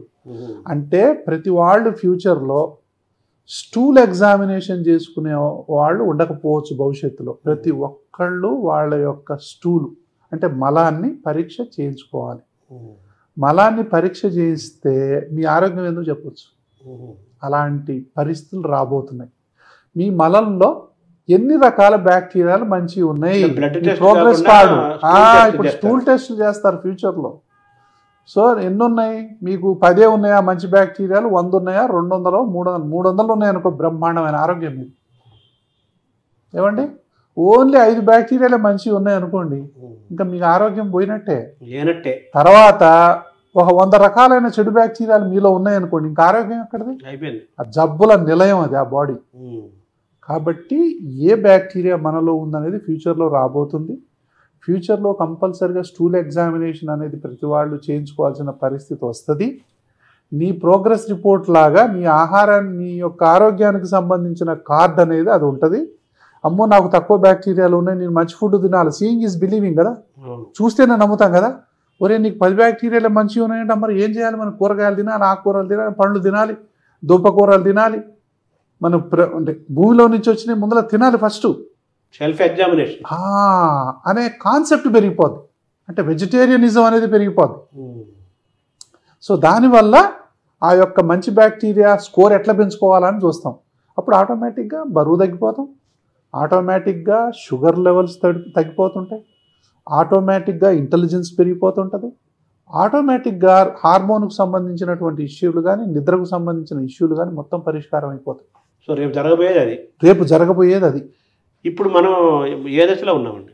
ఇప్పుడు చాలా అంటే మా హాస్పిటల్ కూడా ఇప్పుడు ఈ మైక్రోబయోమ్ సంబంధించి కెనడా ఒక ఆర్గనైజేషన్తో టైప్లో ఉన్నాం. సో ఒక రిసెర్చ్తో. దాని తర్వాత దీనికి సంబంధించినటువంటి మైక్రోబయోమ్కి సంబంధించినటువంటి అసలు మెల్లగా టెస్టులు మొదలుపెట్టి ఏ పిల్లల్లోనైతే చిన్నప్పటి నుంచి అలర్జీలు ఉన్నాయో వాళ్ళ స్టూల్ తీసుకొని అసలు వాళ్ళ దానిలో ఏ బ్యాక్టీరియా ఉందో చూడటం. ఈ బ్యాక్టీరియాకి ఈ ఆస్తమాకు లింక్ ఏంటి, దీన్ని తగ్గించాలంటే వీళ్ళకి ఏ రకమైనటువంటి ఫుడ్ని మనం అందించాలి. ఇంకొక 1-2 సంవత్సరాల్లో చాలా కంపెనీలు అంటే న్యూట్రాసిటికల్స్ అంటాం వీటిని. ఫార్మాసిటికల్ అంటేనేమో ట్యాబ్లెట్లు అవి కదా, న్యూట్రాసిటికల్స్ అంటే ఆహారం ద్వారా మనం ఆరోగ్యాన్ని సమకూర్చేటటువంటి పరిశ్రమ న్యూట్రాసిటికల్స్. ఫార్మాసిటికల్స్ న్యూట్రిషన్కి సంబంధించినటువంటి ఫుడ్ ద్వారా, ఆ యొక్క సప్లిమెంట్స్ ద్వారా మన ఆరోగ్యాన్ని బాగు చేసుకోవటం ఎలా అనేది ఫ్యూచర్లో వస్తుంది. టోటల్గా చెప్పాలంటే పంచభూతాలతో పాటు లోపల ఉన్న బయోకెమిస్ట్రీని మేనేజ్ చేయటమే కదా. అంతేనండి, లోపల ఉన్నటువంటి బ్యాక్టీరియా అసలు సర్వ జబ్బులకు, సర్వ ఆరోగ్యాలకు, సర్వ అనారోగ్యాలకు మూల కారణం మన లోపల ఉన్నటువంటి బ్యాక్టీరియానే. తర్వాత సరే, ఇప్పుడు మనం మన భారతీయమైన జీవన విధానంలో యోగా, ప్రాణాయామము, ధ్యానము, సూర్య నమస్కారాలు, మంత్రోపాసన, దైవం మీద నమ్మకం ఉంటే మంత్రోపాసన చేస్తారు, లేకపోతే ప్రాణాయామం చేస్తారు. చాలా మంచి పాయింట్ ఇది. ప్రతి దాని మీద రీసెర్చ్ జరుగుతుందండి. ఒక మనిషి మంచిగా మెడిటేటివ్ స్టేట్లోకి వెళ్ళిన తర్వాత లోపల ఉన్నటువంటి గుడ్ బ్యాక్టీరియా ఎట్లా పెరుగుతుందో కూడా రీసెర్చ్ చేస్తున్నారు. ఒక మనిషి మంచిగా యోగా ద్వారా కానీ లేకపోతే ప్రాణాయామం ద్వారా మీరు చెప్పినట్టు చేస్తే ఈ యొక్క వీటి నెంబర్ ఎట్లా పెరుగుతుందో కూడా అంచనా వేస్తున్నారు.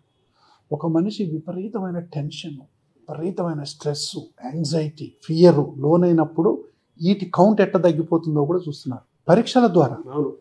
సివియర్ స్ట్రెస్ ఉన్నటువంటి వ్యక్తి ఒకప్పుడు చాలా సంతోషంగా ఉన్న వ్యక్తికి మెల్లగా ఆ స్టూల్లో చూసి ఆయనని సివియర్ స్ట్రెస్ ఉన్నప్పుడు మళ్ళీ అదే వ్యక్తి యొక్క బ్యాక్టీరియా చూసినప్పుడు వాటి సంఖ్య తగ్గిపోవటం.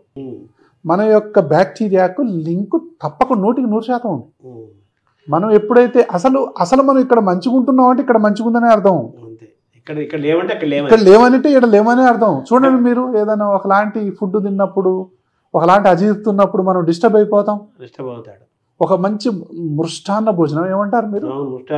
మృష్టాన్న భోజనం చేసినప్పుడు ఎంత హ్యాపీగా ఫీల్ అవుతాం. కళ్ళలో కనిపిస్తుంటుంది, ఆ గ్లో కనిపిస్తుంది. ఎందుకు అంటే ఆ బ్యాక్టీరియా సంతోషపడ్డది, దానికి సంబంధించిన కెమికల్స్ అనేవి మంచిగా రిలీజ్ అయినాయి.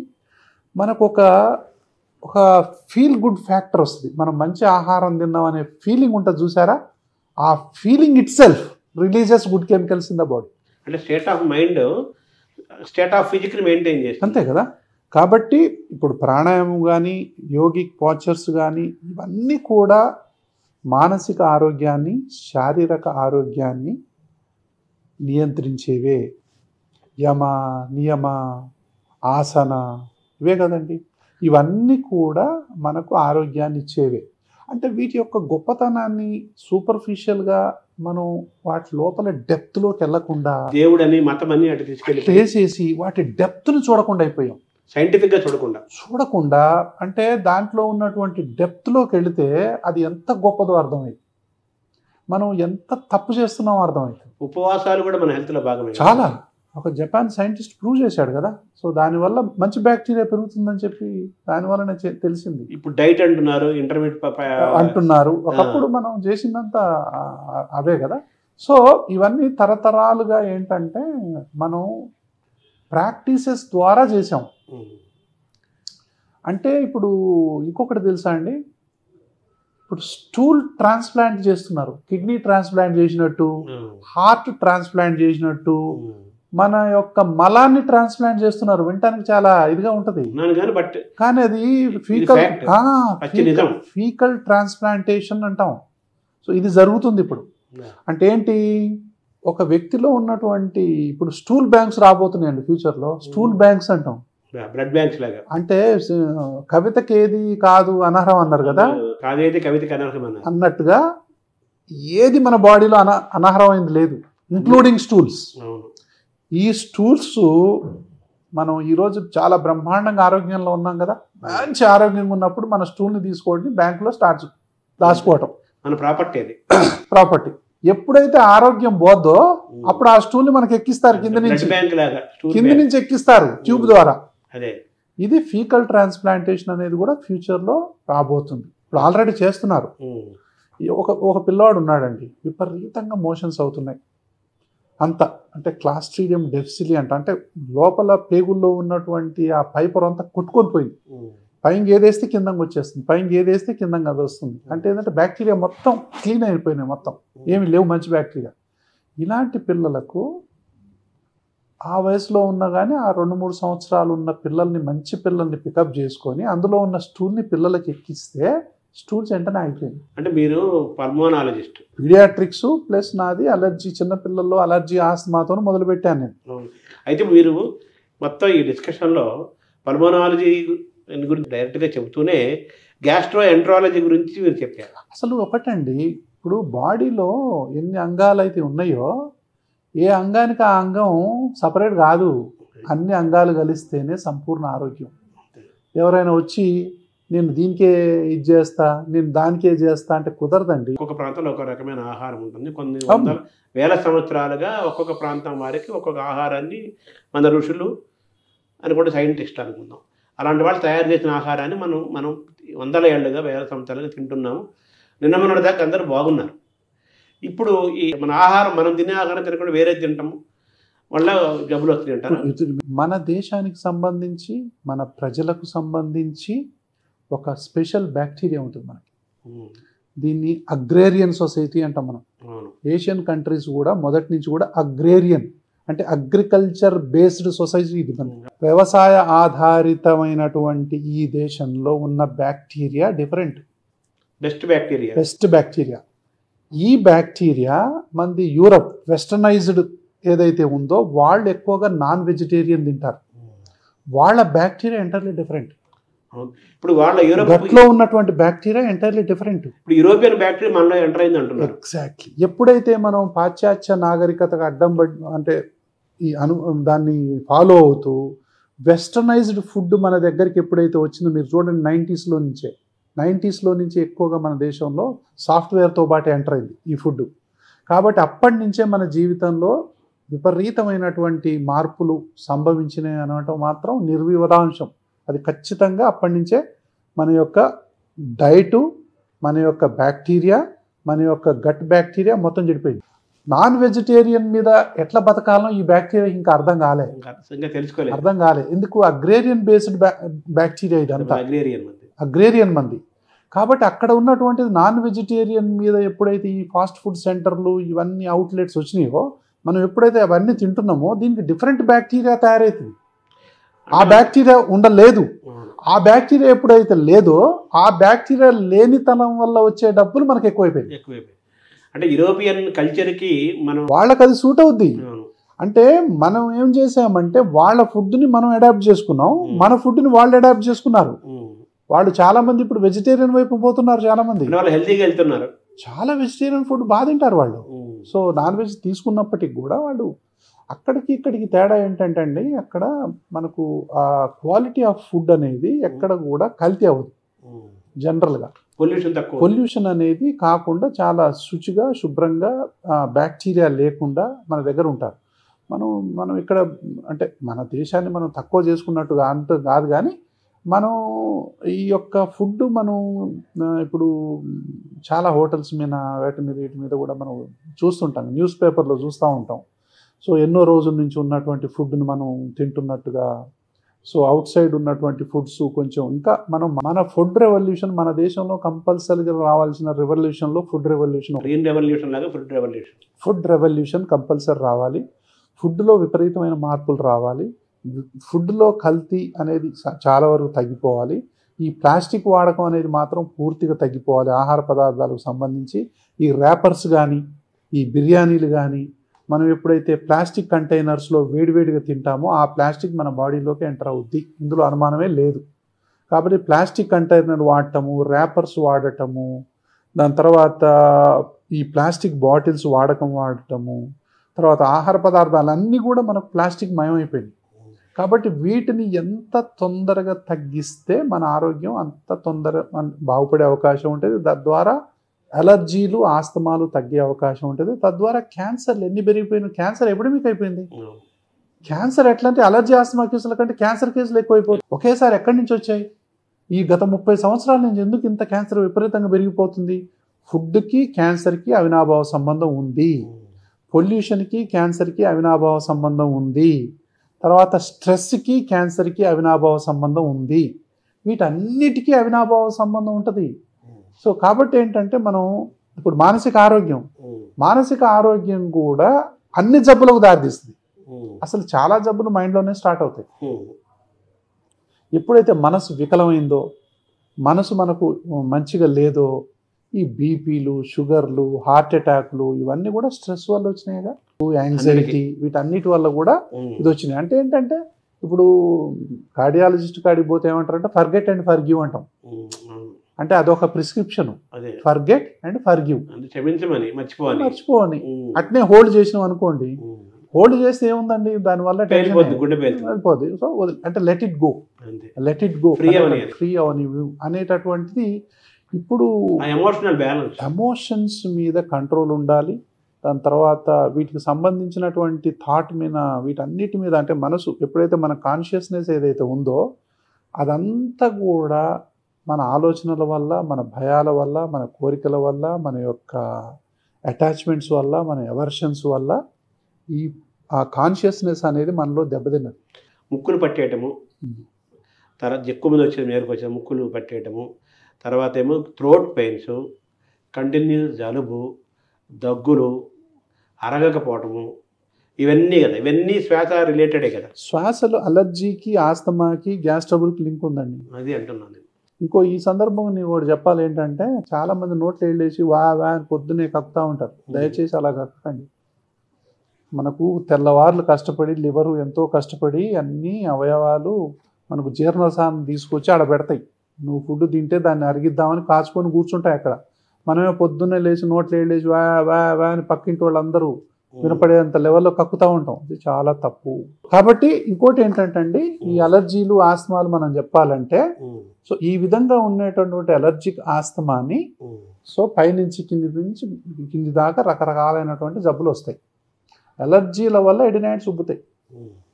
ఎలర్జీని తగ్గిస్తే ఎడినాయిడ్ ఉబ్బులు తగ్గిపోతాయి. టాన్సిల్స్ కూడా తగ్గిపోతాయి. సైనస్ కూడా తగ్గిపోతుంది. సైనసైట్, అలర్జిక్ రైనైటిస్ కూడా తగ్గిపోతుంది. ఆ విధంగానే అలర్జిక్ బ్రాంకైటిస్, ఆస్తమా కూడా తగ్గిపోతుంది. వీటన్నిటికీ ఒకేసారి మనం వైద్యం చేస్తూ, ఆధునిక వైద్యాన్ని చేస్తూ, ఇప్పుడు రాబోయేటటువంటి బ్యాక్టీరియా ఏదైతే ఉందో, ఇంకా రాలేదు మార్కెట్లోకి, అవి వచ్చిన తర్వాత అవి కూడా తీసుకుంటూ, మంచి ఆరోగ్యాన్ని తీసుకుంటూ, ఇండోర్ పొల్యూషన్ని తగ్గిస్తూ, సో మంచి గాలిని పీలుస్తూ ఉంటే మన యొక్క ఆరోగ్యం బాగుపడేటటువంటి అవకాశాలు ఉంటాయి. లేకపోతే ఇదే గురకకు దారితీస్తుంది. దీన్ని ఆస్తమా అనేది అంటాం. విపరీతమైన గురకొస్తుంది. దాని తర్వాత ఏ పని చేసినా ఆయాసం, ఏ పని చేయలేం, చదువుకోలేం.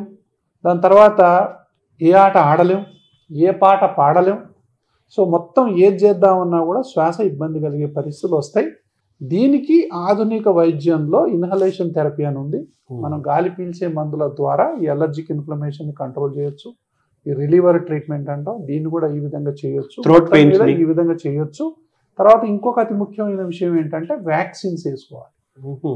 చిన్నపిల్లల నుంచి పెద్దవాళ్ళ దాకా ఇప్పుడు వ్యాక్సిన్స్ అందుబాటులో ఉన్నాయి. ఇన్ఫ్లుయెన్జా వ్యాక్సిన్ అంటాం, న్యూమోకోకల్ వ్యాక్సిన్ అంటాం. మాటికి ఇన్ఫెక్షన్స్ వచ్చినప్పుడు ఇన్ఫెక్షన్స్ రాకుండా ఈ వ్యాక్సిన్స్ తీసుకున్నట్లయితే చీటికి మాటికి ఈ ఇన్ఫెక్షన్స్ రాకుండా ఉంటాయి. లేకపోతే చీటికి మాటికి యాంటీబయాటిక్ వాడాల్సిన పరిస్థితి వస్తుంది. సో ఈ కేసులకే చాలా మంది ఏంటంటే హాస్పిటల్లో చుట్టూ తిరిగి, డాక్టర్ల చుట్టూ యాంటీబయాటిక్ వాడుతూ ఉంటారు. యాంటీబయాటిక్ కాదు అది. ఒకవేళ అలర్జీ ఆస్తమా అయితే యాంటీ అలర్జిక్ వాడాలి. మనం యాంటీబయాటిక్ వాడతాం.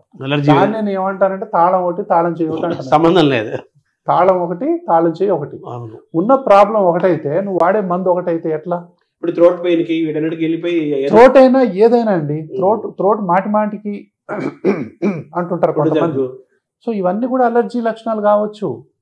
నువ్వు బయటికి పోయి వచ్చావు, గొంతు పట్టేసింది. కూల్ డ్రింక్ తాగావు, గొంతు పట్టేసింది. ఏదో తిన్నావు, గొంతు పట్టేసింది. తర్వాత ముక్కు దిబ్బడేసింది, తుమ్ములు వస్తున్నాయి, కళ్ళు దురదలు వస్తున్నాయి, ఆటోమేటిక్గా దగ్గు వస్తుంది, ఆయాసం వస్తుంది. అంటే నీకు అలర్జీ, ఆస్తమా ఉండొచ్చు. సో దాన్ని మనం రూల్ అవుట్ చేయాలి. ఎలా రూల్ అవుట్ చేయాలి? తల్లికి కానీ తండ్రికి కానీ ఉందా? మీ ఇంట్లో ఎవరికైనా అలర్జీ ఉందా? మీ ఇంట్లో ఎవరికైనా సైనస్ ఉందా? మీ ఇంట్లో ఎవరికైనా బ్రాంకైటిస్ ఉందా? మీకుందా? మీ అమ్మకుందా? మీ నాన్నమ్మకుందా? మీ అమ్మమ్మకుందా? ఇంకెవరికి ఉంది? మీ ఇంట్లో ఉంటే మీకుండే అవకాశాలు ఉంటాయి. ఎంత దూరం ఉన్నా సరే ఆ జీన్స్కు మీకు లింక్ ఉంటే కనుక ఉండే అవకాశాలు ఉంటాయి. సో ఇది జీన్స్ ఒక హ్యాండ్, రెచ్చగొట్టేది ఇంకో హ్యాండ్. ఈ రెండు కలిస్తే ఈ విధంగా మూసుకుంటాయి. ఈ విధంగా మూసుకున్న వాటికి 300 లక్షణాలు ఉంటాయి. కాబట్టి వైరల్ డిసీజెస్ కూడా యాంటీబయాటిక్స్ వాడకూడదు. తర్వాత ఏంటంటే ఇప్పుడు అంటే యాంటీబయాటిక్స్ వాడకాన్ని చాలా జెన్యూన్గా వాడాల్సిన అవసరం ఉంది. డాక్టర్ అడ్వైస్ ద్వారా. కొంతమంది ఏంటంటే ఈ రోజు ప్రిస్క్రిప్షన్ రాసాము, వాళ్ళు అదే యాంటీబయాటిక్ కొనుక్కొని వాడుకుంటా ఉంటారు. ఈ యాంటీబయాటిక్ వల్ల ఏమవుతుందంటే కడుపులో ఉన్నటువంటి బ్యాక్టీరియా మొత్తం కూడా నాశనం అయిపోద్ది. గుడ్ బ్యాక్టీరియా మొత్తం పాడైపోతుంది. చెడు బ్యాక్టీరియా అనేది పెరుగుతుంది. అదే యాంటీబయాటిక్ రెసిస్టెన్స్ అంటాం. అంటే యాంటీబయాటిక్స్ వాడటం వల్ల యాంటీబయాటిక్ రెసిస్టెన్స్ అనేది కూడా ఒకటి తయారవుతుంది. సో బ్యాక్టీరియాలో మొండికి తయారవుతుంది. సో మొత్తం మన entire health management of bacteria and balancing the bacteria, balancing the bacteria, balancing the mind కూడా, బ్యాలెన్సింగ్ ది పంచభూతాస్. లోపల ఆరోగ్యం, బయట ఆరోగ్యం, అవినాభావ సంబంధం ఉంటుందిగా. ఒకటండి, health of the planet is health of our life. బయట లోపల వేరు అంతే వేరు కదా. కాదు. ఇప్పుడు health of the people is health of the planet. Planet health లేకుండా పీపుల్ హెల్త్ ఎక్కడది? అవును. ప్లానెట్లోనే హెల్త్ లేనప్పుడు అందులో నుంచి వచ్చినటువంటి మనకు ఆరోగ్యం ఎట్లా ఉంటుంది? నీ ఇంట్లో ఆరోగ్యం ఉంటే ఒంట్లో ఉంటుంది, ఇంట్లో అంటే- లేకపోతే ఒంట్లో అంటే ఏంటంటే మనం కొంగట్లో అన్నం తింటూ వెంట్రుకలు వచ్చి నేను కంప్లైంట్ చేస్తే ఎట్లా? అలా ఆ పరిస్థితిలో ఉన్నాం మనం. కాబట్టి పొల్యూషన్ అంతా పెంచుకొని పొల్యూషన్కి గురి అయిపోయి పొల్యూషన్ వల్ల వచ్చే జబ్బులు, తర్వాత పొల్యూషన్కి సంబంధించిన అంటే అంటే జంక్ ఫుడ్లు తిన్న తర్వాత మనకు ఆరోగ్యం ఏ విధంగా వస్తుంది? కాబట్టి వీటన్నిటి మీద తెలవదని కాదు, ప్రజలకి అవగాహన కలిగించాల్సిన అవసరం ఎంతో ఉంది. నా ముఖ్య ఉద్దేశం ఒకటేనండి, ఆరోగ్య సూత్రాల మీద అవగాహన కలిగించాలి. Prevention is the best intervention అని నేను బలంగా నమ్ముతా. శ్వాస హాస్పిటల్ గత 30 ఏళ్ల నుంచి కూడా prevention is the best intervention అనే దాని మీద చెప్తా ఉన్నాం. శ్వాస హాస్పిటల్ ఏంటంటే ఆల్రెడీ జబ్బు పట్టిన వాళ్ళకు ట్రీట్మెంట్ చేయాలి కదా, బాయిల పడ్డోడిని అయితే తీయాలి కదా. అక్కడ మనం నీటి సూత్రాలు చెప్తే కుదరదు, బాయిల పడకుండా చూడాలి. బాయిల పడకుండా చూసేది శ్వాస ఫౌండేషన్, బాయిల పడ్డ తర్వాత తీసేది శ్వాస హాస్పిటల్. దీన్నే కార్యక్రమంగా పెట్టుకొని నేను ముందుకు పోతున్నా. సో ఈ యొక్క దీంట్లో ఆరోగ్య సూత్రాల మీద ఎంతమంది డాక్టర్లు అవగాహన కలిగిస్తే మన సమాజానికి అంత మంచిది. చాలా మంది డాక్టర్లు ఈ మధ్య ఈ వీడియో సోషల్ మీడియా దీనివల్ల చాలా మంచి పెద్ద పెద్ద డాక్టర్లు వచ్చి సోషల్ మీడియా ద్వారా ఈ యొక్క ఆరోగ్యాన్ని ప్రజలకు అందించేలా చేయడం అనేది రియల్గా చాలా మంచి పని.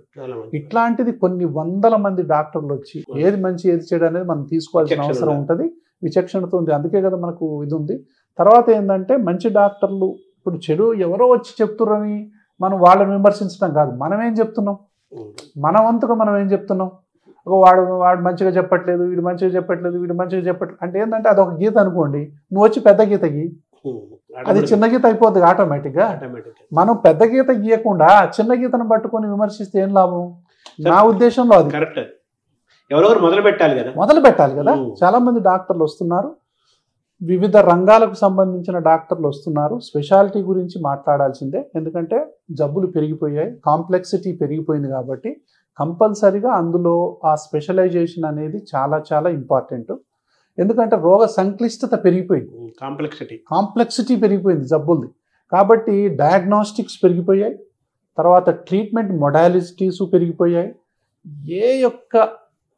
ఎవరి అంతిమ లక్ష్యం ఏంటండి? రోజు సంక్షేమం కదా, ఆనందంగా ఆరోగ్యంగా ఉండాలి. రోజు సంక్షేమం అనేదే ఎవరి యొక్క అంతిమ లక్ష్యమైనా రోజు సంక్షేమమే. అది ఆయుర్వేదం అయినా, అది అల్లోపతి అయినా, అది హోమియోపతి అయినా, ఏ పతి అయినా సరే అంతిమ లక్ష్యం ఏంటి అనేది చాలా ఇంపార్టెంట్. నేనేమంటానంటే ఏ కీ పెడితే లాక్ ఓపెన్ అవుతో ఆ కీ పెట్టండి అంట. నేను నువ్వు నా దగ్గరకు వచ్చి సార్ ఏ పతి మంచిదని అడుగుతుంటారు నన్ను, చేయలేం కదా. ఏ కీ పెడితే లాక్ ఓపెన్ అవుతుందో ఆ కీయే. ఒక్కొక్క జబ్బుకు ఒక్కొక్క కీ పనిచేస్తుంది. సో నీకేది పనిచేస్తుంది అనేది నువ్వు వాడి చూస్తే కానీ తెలియదు. కాబట్టి అన్ని జబ్బులకు అన్ని కీలు పనిచేయవు. ప్లాస్టిక్ సర్జరీలు చేసుకుంటున్నారు, తర్వాత ఏమో ఈ ముక్కులు నాళాలు పట్టినందుకు సర్జరీలు చేసి క్లియర్ చేస్తామంటున్నారు. కానీ ఎన్ని సర్జరీలు చేసినా మళ్ళీ మాకు రిపీట్ అవుతుంది అంటున్నారు కొంతమంది. అంటే నేనేమంటున్నానంటే అండి, ఇక్కడ ఇది చాలా ఇంపార్టెంట్ ప్రశ్న. చాలా మంది ఏంటంటే సార్ మాకు సర్జరీ అయింది, మాకు తగ్గలేదని ఇక్కడికి 3-4 సర్జరీలు చేసుకున్న వాళ్ళు కూడా వస్తూ ఉంటారు.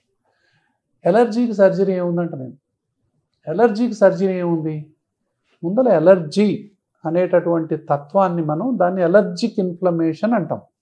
ఈ ఎలర్జిక్ ఇన్ఫ్లమేషన్ వల్ల కొన్ని హైపర్ట్రోఫీసు, పాలిప్స్, లేకపోతే ఈ సైనస్లు మూసుకపోవటాలు ఇవన్నీ జరుగుతాయి, సెక్రీషన్స్. మనం ఈ తొలి దశలోనే గనక ఈ అలర్జిక్ ఇన్ఫ్లమేషన్ని కంట్రోల్ చేస్తే ఈ విధంగా అవుతాయి. నేను ఒకటే చెప్తానండి, ఈ ఎలర్జీలకు ఏ జబ్బుకైనా సరే ఎర్లియర్ ది బెటర్. ఇప్పుడు చిన్నపిల్లలకి ముక్కు బ్లాక్ అయింది, చెవులంగా చీము వస్తుంటుంది. ఈడ చీము రావడానికి కారణం ఇక్కడ, ఇది కారణం.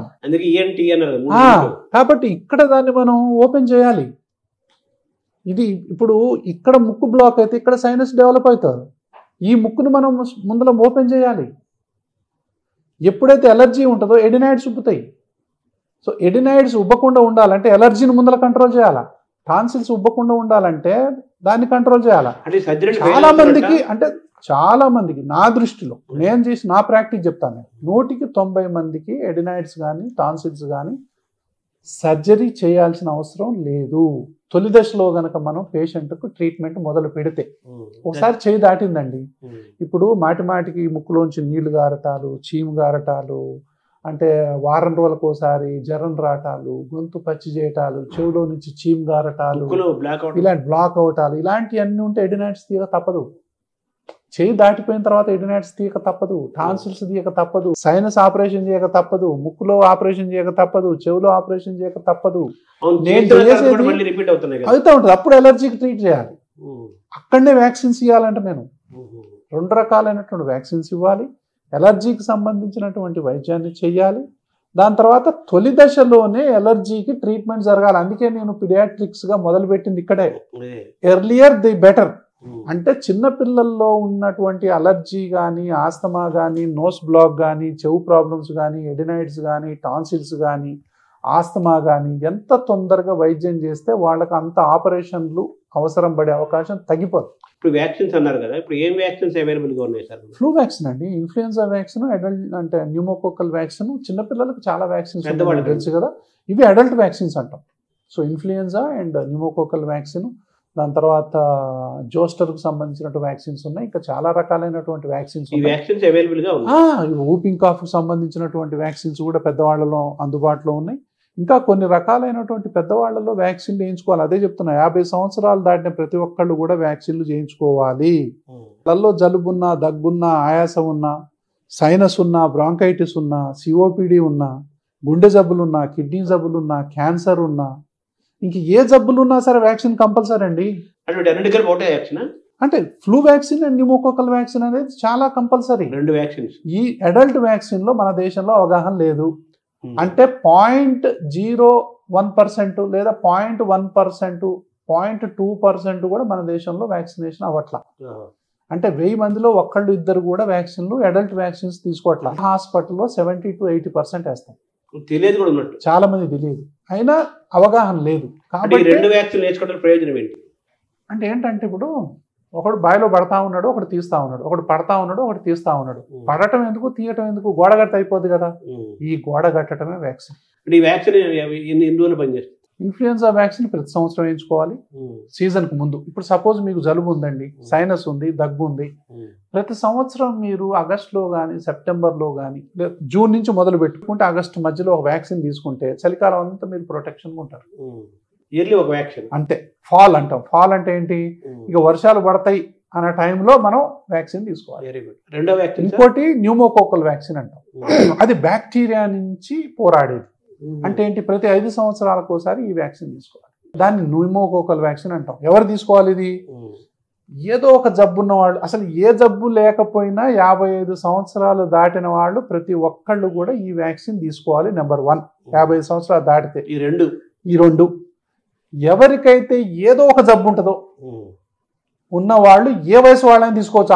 6 నెలలు దాటిన తర్వాత, 6 నెలల వయసు తర్వాత, ఇర్రెస్పెక్టివ్ ఆఫ్ ద ఏజ్, ఏ జబ్బు ఉన్నా. అంటే చిన్నపిల్లలకు క్యాన్సర్ ఉన్న వాళ్ళు ఉంటారు, చిన్నపిల్లలు షుగర్ ఉన్న వాళ్ళు ఉంటారు, కిడ్నీ జబ్బులు ఉన్న వాళ్ళు ఉంటారు, డయాబెటీస్ ఉన్న వాళ్ళు, వాళ్ళందరూ కూడా వ్యాక్సిన్ తీసుకోవాలి. కాబట్టి వ్యాక్సిన్స్ మీద మేము గత 20-30 సంవత్సరాల నుంచి అవగాహన కలిగిస్తున్నాం. కానీ ఇప్పటికీ కూడా వ్యాక్సినేషన్ మీద అవగాహన లేదు. అందుకే శ్వాస ఫౌండేషన్ యొక్క ముఖ్య ఉద్దేశం ఏంటంటే, prevention is the best intervention లో మా వ్యాక్సిన్ అనేది మేము నెంబర్ 1. ఈ వ్యాక్సిన్ ఖరీదు ఎంత ఉంటుంది? అంటే ఇన్ఫ్లుయెన్జా వ్యాక్సిన్స్ జనరల్ గా 1500 నుంచి 2000 దాకా ఉన్నాయి కంపెనీని బట్టి. క్వాలిటీ ఇవి కూడా అన్ని 2-3 వేల తేడాతో ఉన్నాయి. యాక్చువల్గా చెప్పాలంటే అండి, ఈ దేశంలో ఈ 2 వ్యాక్సిన్లను కనుక మనం ఇమ్యునైజేషన్ ప్రభుత్వం తరపున వేస్తే సగం ఐసీయూలు మూతపడతాయి. ఈ దేశంలో సగం ఐసీయూలు మూతపడతాయి. అయితే ఇది కంపల్సరిగా దేశం యొక్క వ్యాక్సినేషన్ దాంట్లో కనుక మనం ఇంక్లూడ్ చేయగలిగితే ప్రజలకి మనం మంచి ఆరోగ్యాన్ని ఇచ్చిన వాళ్ళం అవుతాం. అంటే సంవత్సరానికి ఒకసారి, 5 ఏళ్ళకి ఒకసారి న్యూమోకోకల్ వ్యాక్సిన్ కనుక చేసుకున్నట్లయితే 55 సంవత్సరాలు దాటిన వాళ్ళు హాస్పిటల్కు పోవాల్సినటువంటి అవసరం 70% తగ్గిపోతుంది. 70% తగ్గిపోతుంది హాస్పిటల్కి పోవాల్సిన అవసరం. పెద్దలకు సంబంధించిన ఈ వ్యాక్సిన్లు, చిన్నపిల్లలకు సంబంధించినేమో 1000 రోజులు లోపే వాళ్ళకి ఆరోగ్యం ఉంచడం. అంటే షుగర్ కనుక తీసేసినట్లయితే వాళ్ళ బ్యాక్టీరియా అనేది మంచి బ్యాక్టీరియా పెరిగి మంచి ఇమ్యూనిటీకి మనం పునాది వేసిన వాళ్ళం అవుతాం. అంటే తల్లిదండ్రులే వాళ్ళకు పునాది వేయాలి. సాధ్యమైనంత వరకు పిల్లలు అడిగారనో ఏడ్చారనో మీరు షుగర్ ఇవ్వకండి. వాళ్ళకు దాని బదులు ఒక పండు ఇవ్వండి, ఒక మంచి ఫ్రూట్ ఇవ్వండి, ఒక మంచి బెర్రీ ఇవ్వండి, వాళ్ళకు టేస్ట్ ఉన్నటువంటి ఏదో ఒక ఫ్రూట్ ఇవ్వండి. అంతే తప్ప అంటే ఒకవేళ మీరు స్వీట్ ఇచ్చినా కూడా అది ఫ్రూట్కి సంబంధించిన స్వీట్ ఇవ్వండి. అర్థమైందా? మనకి ఇప్పుడు మంచి స్వీట్స్ వస్తాయి, డ్రై ఫ్రూట్స్ నట్స్తో వస్తున్నాయి కొన్ని, అట్లా ఏదో సంథింగ్ ఇస్ బెటర్ కదా.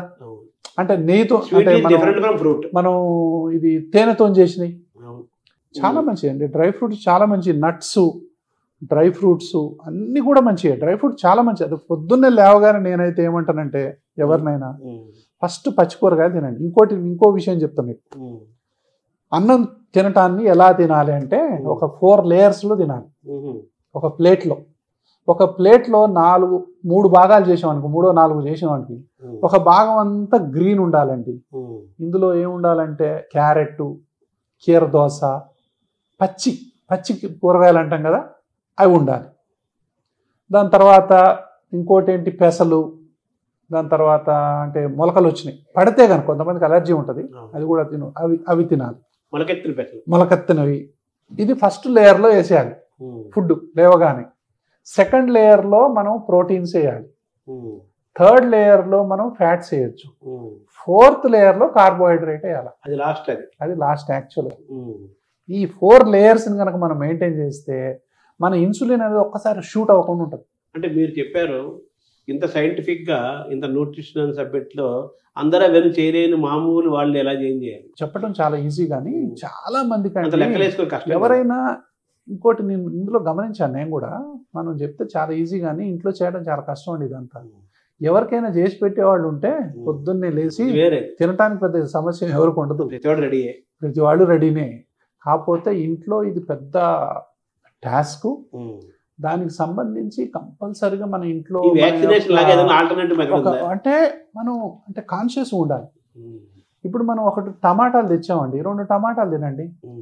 కీరదోసలు తెచ్చాం, కీరదోసలు తినండి. కొన్ని దోసకాయలు తెచ్చాం, 1 దోసకాయలు తినండి. ఏంటంట ఒట్టి ఏదైతే ఉన్నాయో ఈవెన్ బెండకాయలు కూడా తినొచ్చు, దొండకాయలు కూడా తినొచ్చు, సొరకాయలు కూడా తినొచ్చు, బీరకాయలు కూడా తినొచ్చు. ఏముంది లేదు, కొన్ని ఉడకబెట్టినవి తినండి. మళ్ళీ కాలీఫ్లవరు, మన క్యాబేజీ, మనకు కొన్ని ఉడకబెట్టినవి, మన బీన్స్, ఇవన్నీ ఉడకబెట్టి తినాల్సినవి కొన్ని ఉంటాయి. సో పచ్చిగా తినేవి కొన్ని ఉంటాయి. సో ఇట్లా ఈ కాంబినేషన్స్. నేను మొత్తం మీద చెప్పేది ఏంటంటే పచ్చివి కానీ ఉడకబెట్టినవి కానీ ఎక్కువ తినండి. ఇప్పుడు పల్లీలు ఉన్నాయి, వేయించి తినకండి, ఉడకబెట్టినవి తినండి. ఏదైనా సరే. ఇంకొకటి మనం చెప్పడం మర్చిపోయినాం, అసలు జబ్బు యాడ్ నుంచి వస్తుందంటే ఫ్రై చేయటం వల్ల వస్తుంది. వేపుళ్ళ వల్ల భారతదేశంలో సగం మంది ఆరోగ్యం పోయింది. వేపుళ్ళంత ప్రమాదకరం ఇంకొకటి లేదు. అట్లీస్ట్ 90% మనం ఈ బాయిల్డ్ అండ్ స్టీమ్డ్ ఫుడ్ తింటే మన సగం ఆరోగ్యం బాగుపడదు. మొత్తం పొల్యూషన్ మయమైన ఈ ప్రపంచంలో ఎక్కడికి ఉండాలి, మరి ఎలా చేయించాలి? అదే చెప్తున్నా. ఇప్పుడు మేము చూడండి, ఇప్పుడు ఇది పెట్టుకున్నాను నేను, ఇది చూసారా, ఎయిర్ ప్యూరిఫైయర్ అంటాం. ఈ ఎయిర్ ప్యూరిఫైయర్ ఏంటి, ఒకప్పుడు మీరు చూసారా, మనం నీళ్లు ఇంట్లో పెట్టుకున్నప్పుడు వడపోత పెట్టి పట్టుకునేవాళ్ళం. తాటానికి ఒక గుడ్డ పెట్టేవాళ్ళం, దాంట్లో పెద్ద పెద్ద నలకలు ఉంటే పోయాయి. అవునా? అవును. ఇప్పుడు ఏం చేస్తున్నాం, ఇప్పుడు నలకల సమస్య కాదు, అసలు వాటర్లోనే కెమికల్స్ ఉన్నాయి. ఆ వాటర్ పోవటం కోసం మనం ఫిల్టర్స్ వాడుతున్నాం, పెద్ద పెద్ద ఫిల్టర్స్, రివర్స్ ఫిల్టర్స్ వాడుతున్నాం మనం. అవును. అది ఎంత అంటే ఒక 10 లీటర్లు మనం వేస్ట్ చేస్తే 1 లీటర్ మంచినీళ్ళు వస్తున్నాయి మనం. అంటే వాటర్ క్వాలిటీలోనే దెబ్బతిన్నది. అలాగే ఎయిర్ ఉంది, డస్ట్ ఉంది, పార్టికల్ అంటే ముక్కులో వెంట్రుకలు ఉంటాయి కదా మనకు, అది ఆపేది యాక్చువల్ అవి ఫిల్టర్స్. ఒకప్పుడు డస్ట్ వస్తే, ఎప్పుడు 50 ఏళ్ల కింద నేను చెప్పే మాట, అప్పుడు మామూలుగా వస్తే ఇవి చూసుకునేవి. అంటే మీకు మన మనిషి పుట్టుకలోనే అన్ని సెట్ చేసి పంపించారు. ఇప్పుడు ఏంటంటే గాలిలో క్వాలిటీలోనే మార్పు ఉంది. ఇప్పుడు అందులో నైట్రిక్ ఆక్సైడ్, కార్బన్ డైఆక్సైడ్, దాని తర్వాత ఇన్ని సల్ఫర్ డైఆక్సైడ్, హైడ్రోజన్, ఇలాంటి అన్ని యొక్క కెమికల్స్ దీంట్లో, ఓజోను, ఇవన్నీ కూడా గాలిలో మిక్స్ అయినప్పుడు, గాలితో పాటు లోపలికి పోయినప్పుడు అదే పెద్ద సబ్జెక్టు. సో ఇవన్నీ కూడా అంటే ఏంటంటే గాలి అనేది కలుషితం అయిపోయింది. ఆ గాలి ఇంకోటి ఏంటంటే 10 మైక్రాన్స్ ఉన్న పార్టికల్స్ ఒకటి, 2.5 మైక్రాన్స్ ఉన్న పార్టికల్స్ ఒకటి. ఈ పార్టికల్స్ని ఇప్పుడు 2.5 మైక్రాన్ ఉన్న పార్టికల్ అంటే ఏంటంటే మనం సూత్ అంటాం. సూత్ అంటే ఏంది, ఇప్పుడు కర్పూర హారతి పెట్టగానే ఒకటి ఇట్లా అంటే నల్లగా వస్తుంది చూడండి, దాన్ని సూత్ అంటాం. ఆ సూత్ మనం పెట్రోలు డీజిల్ అనుకుంటే డీజిల్ పొగలో నుంచి మనం ఇట్లా అంటే కూడా ఎక్కడ సూత్ ఎక్కువ తయారైతే అది మంచిది కాదు. ఈ సూత్ అనేది డైరెక్ట్ గా అల్విలో నుంచి బ్లడ్ లోకి ఎంటర్ అయ్యి హార్ట్ అటాక్స్ కి, క్యాన్సర్స్ కి దారితీస్తుంది. పర్టికులేట్ మ్యాటర్ అంటాం. డస్ట్ స్మాల్ డస్ట్ మన యొక్క ఆరోగ్యాన్ని దెబ్బతీస్తుంది. దాన్ని క్లీన్ చేయడం కోసం ఎయిర్ ప్యూరిఫైయర్స్. ఫ్రిడ్జ్ లో పెట్టినటువంటి ఆహారం వల్ల ఇప్పుడు మీరు కూల్ డ్రింక్ ఉంది, అట్నే మీరు తాగారు, చల్లటి నీళ్లు ఉన్నాయి, తాగి గొంతు పట్టుతుంది కదా. సో నేనేమంటానంటే తీసి బయట పెట్టుకోండి. చల్లటి పెరుగు కూడా వేసుకోవద్దు. చల్లటి పెరుగు వేసుకున్నా కూడా విపరీతమైన ఆస్తమా వచ్చేవాళ్ళు ఉన్నారు. నైట్ పూట తీసుకొని మీరు చల్లటి పెరుగు వేసుకొని మంచిగా దీన్ని పడుకుంటే మిడ్ నైట్ కల్లా విపరీతంగా ఆస్తమా వచ్చేవాళ్ళు కొన్ని వందల మంది చూశారు. కొండ పెరుగు చాలా మంచివి యాక్చువల్గా చెప్పాలంటే. కానీ కొత్త కుండలో నీళ్ళు తాగితే పడనోడు కూడా ఉన్నారు కొంతమంది. అంటే ఆల్రెడీ ఒక 10 రోజులు వాడిన తర్వాత అందులో తాగితే ఎలర్జీస్ అనేది మనిషికి తేడా ఉంటుంది కదా. చాలా అంటే కొంతమందికి డస్ట్ ఎలర్జీ ఉంటుంది, కొంతమందికి ఫుడ్ ఎలర్జీ ఉంటుంది, కొంతమందికి పోలన్ ఎలర్జీ ఉంటుంది, కొంతమందికి కెమికల్స్ ఎలర్జీ ఉంటుంది, కొంతమందికి ప్లాస్టిక్ ఎలర్జీ ఉంటుంది, కొంతమందికి గ్లౌస్ తో ఎలర్జీ ఉంటుంది, కొంతమందికి బొట్టుతో ఎలర్జీ ఉంటుంది. బొట్టుతో ఉండే ఎలర్జీ కూడా, కొంతమంది కాటికతో ఎలర్జీ ఉంటుంది, పౌడర్ తో ఉంటుంది. అంటే స్కిన్ కంటే ప్రతిదీ కూడా ఎలర్జీ కలిగించవచ్చు. పీల్చేదాని వల్ల ఎలర్జీ రావచ్చు, తినేదాని వల్ల ఎలర్జీ రావచ్చు. దేని వల్ల ఎలర్జీ వస్తుందో మనకు తెలియదు. ఆల్రెడీ ఎవరికైతే ఎలర్జీ జీన్స్ ఉన్నాయో వాళ్ళు ఏదైనా కొత్త ఆహార పదార్థం తినేటప్పుడు చాలా జాగ్రత్తగా ఉండాలి. నాకు పడుతుందా పడదా ఎలా తెలుసుకోవాలి అంటే కొంతమందికి ఇప్పుడు ఉన్నాయి, కొంతమందికి పెసలు తింటే విపరీతంగా వాంతులు అవుతాయి. వాళ్ళ బాడీ చెప్పేది, వాళ్ళ బాడీ చెప్తుంది వెంటనే. కొంతమందికి ప్రాన్స్ పడవు, దిగుతుంటేనే మొత్తం వాళ్ళకి ఊపిరి ఆడదు ఇంకా. సో ఆ బాడీ చెప్తుంది. బాడీ చెప్పినప్పుడు దాన్ని రెస్పెక్ట్ చేయాలి మనం. నాకు ఇది పడదు, కూల్ డ్రింక్ తాగితే నాకు దగ్గు వస్తుంది, ఆయాసం వస్తుంది, తాగొద్దు. సో కూల్ డ్రింక్స్ అసలు ఈ దేశంలో సగం ఆరోగ్యం పాడవడానికి కారణం మూలం కూల్ డ్రింక్స్, ఐస్ క్రీమ్స్, రకరకాల చాక్లెట్స్, ఈ షుగరీ డ్రింక్స్, ఇవన్నీ కూడా ఈ స్వీట్ తో తయారైనటువంటి ప్రతి వీటి వల్లనే మన పిల్లల ఆరోగ్యం సగం పోయింది. ఒబేసిటీ రావడానికి మూల కారణం కూడా ఇది. కూల్ డ్రింక్ పెట్టుకొని తాగుతున్నారు ఇంట్లో, బాటిల్స్. కొంతమంది అంటే చెప్తారు, సార్ రోజు నేను 2 బాటిల్ తాగుతాను సార్ అని చెప్తున్నా. బిర్యానీతో పాటు పక్కన కూల్ డ్రింక్ పెట్టుకొని తాగుతున్నారు. సో ఇవన్నీ కూడా ఆహారానికి సంబంధించినటువంటి అవగాహన ఈ దేశంలో ఎంతో రావాల్సిన అవసరం ఉంది. కాబట్టి జంక్ జనరేషన్ తయారవుతుంది. జంక్ జనరేషన్ ని మనం గనక కాపాడుకోలేకపోతే వీళ్ళందరూ తాలు గింజలు అయిపోయే అవకాశం ఉంది. సో వీళ్ళందరికీ కూడా అంటే వాతావరణాన్ని బట్టి ఆరోగ్యం కస్టమైజ్ అయ్యేటటువంటి ప్రక్రియ మన బాడీలో లేదు. కంపల్సరీగా నువ్వు ఆరోగ్యాన్ని మంచిగా ఉంచుకోవాలంటే పంచభూతాల కాడికి పోవాల్సిందే. నువ్వు పొల్యూటెడ్ గాలిలో నీకు ఆరోగ్యం వచ్చే అవకాశం లేదు. బాడీని కస్టమైజ్ చేద్దామంటే కస్టమైజ్ కాదు. మన ఫుడ్ తగ్గట్టు బాడీని కస్టమైజ్ చేయలేం, మన గాలికి తగ్గట్టు చేయలేం. సో మనం దేనికి తగ్గట్టు దానికి తగ్గట్టే మనం మారాలి. మనిషి యొక్క ఆరోగ్యంగా ఉండాలంటే మంచి గాలి నీరు పీల్చుకొని మంచి ఆహారం తింటూ మంచి ఆనందంగా ఆరోగ్యంగా ఉండాలి అంటే, ఇప్పుడున్న కండిషన్స్ లో కూడా ఉండాలి అంటే ప్రకృతి అవగాహన కలిగి ఉండి ప్రకృతికి దగ్గరవుతూ పంచభూతాలను యొక్క పరిణామాలను గమనిస్తూ బయట ఉన్న పంచభూతాలను, శరీరంలో పంచభూతాలను రెండింటిని మేనేజ్ చేసుకుంటూ బ్యాలెన్స్ చేసుకుంటూ వెళ్తే మ్యాక్సిమం మనం ఆరోగ్యం ఉండడానికి అవకాశం ఉంటుంది. తినేటప్పుడు కాన్షియస్, ఏం తింటున్నావు కాన్షియస్. స్వీట్ తింటున్నా, ఆపగలగాలంటే కాన్షియస్ ఉంటేనే. అన్కాన్షియస్ తినేస్తాం మనం. కాన్షియస్ నుంచి కాన్షియస్నెస్ వైపు మనం ప్రయాణం చేసినప్పుడు, ప్రతిదీ కాన్షియస్గా మనం తిన్నప్పుడు ఎక్సర్సైజు, తర్వాత ఫుడ్డు, తర్వాత మానసిక ఆరోగ్యం, ఇవన్నీ సోషల్ ఆరోగ్యం, స్పిరిచువల్ ఆరోగ్యం, ఇవన్నీ ఉంటేనే అసలైన ఆరోగ్యం. ఎన్విరాన్మెంటల్ ఆరోగ్యం అన్నిటికంటే ముఖ్యమైనది ఇప్పుడు ఎన్విరాన్మెంటల్ ఆరోగ్యం. కాబట్టి ఎంత మాట్లాడినా ఈ సబ్జెక్ట్ మీద తరగదు. Internal environment, external environment. Internal environment అంటే మన లోపల ఉన్నటువంటి ఆలోచనలు, మన లోపల ఉన్న భయాలు, ఆందోళనలు అంతా ఇంటర్నల్ ఎన్విరాన్మెంట్. ఎక్స్టర్నల్ ఎన్విరాన్మెంట్ అది దీని మీద ఇది దాని మీద పడి మొత్తం గందరగోళం అయిపోయి మొత్తం కూడా అనారోగ్యానికి దారితీస్తున్నాయి. సో ఆరోగ్యం బాగుపడాలంటే ఇంటర్నల్ ఎన్విరాన్మెంట్ బాగుండాలా, ఎక్స్టర్నల్ ఎన్విరాన్మెంట్ కూడా బాగుండాలా. ఈ రెండు బాగున్నప్పుడే ఆరోగ్యం అనేది సమతుల్యంగా బాగుంటుంది. నమస్కారం సార్.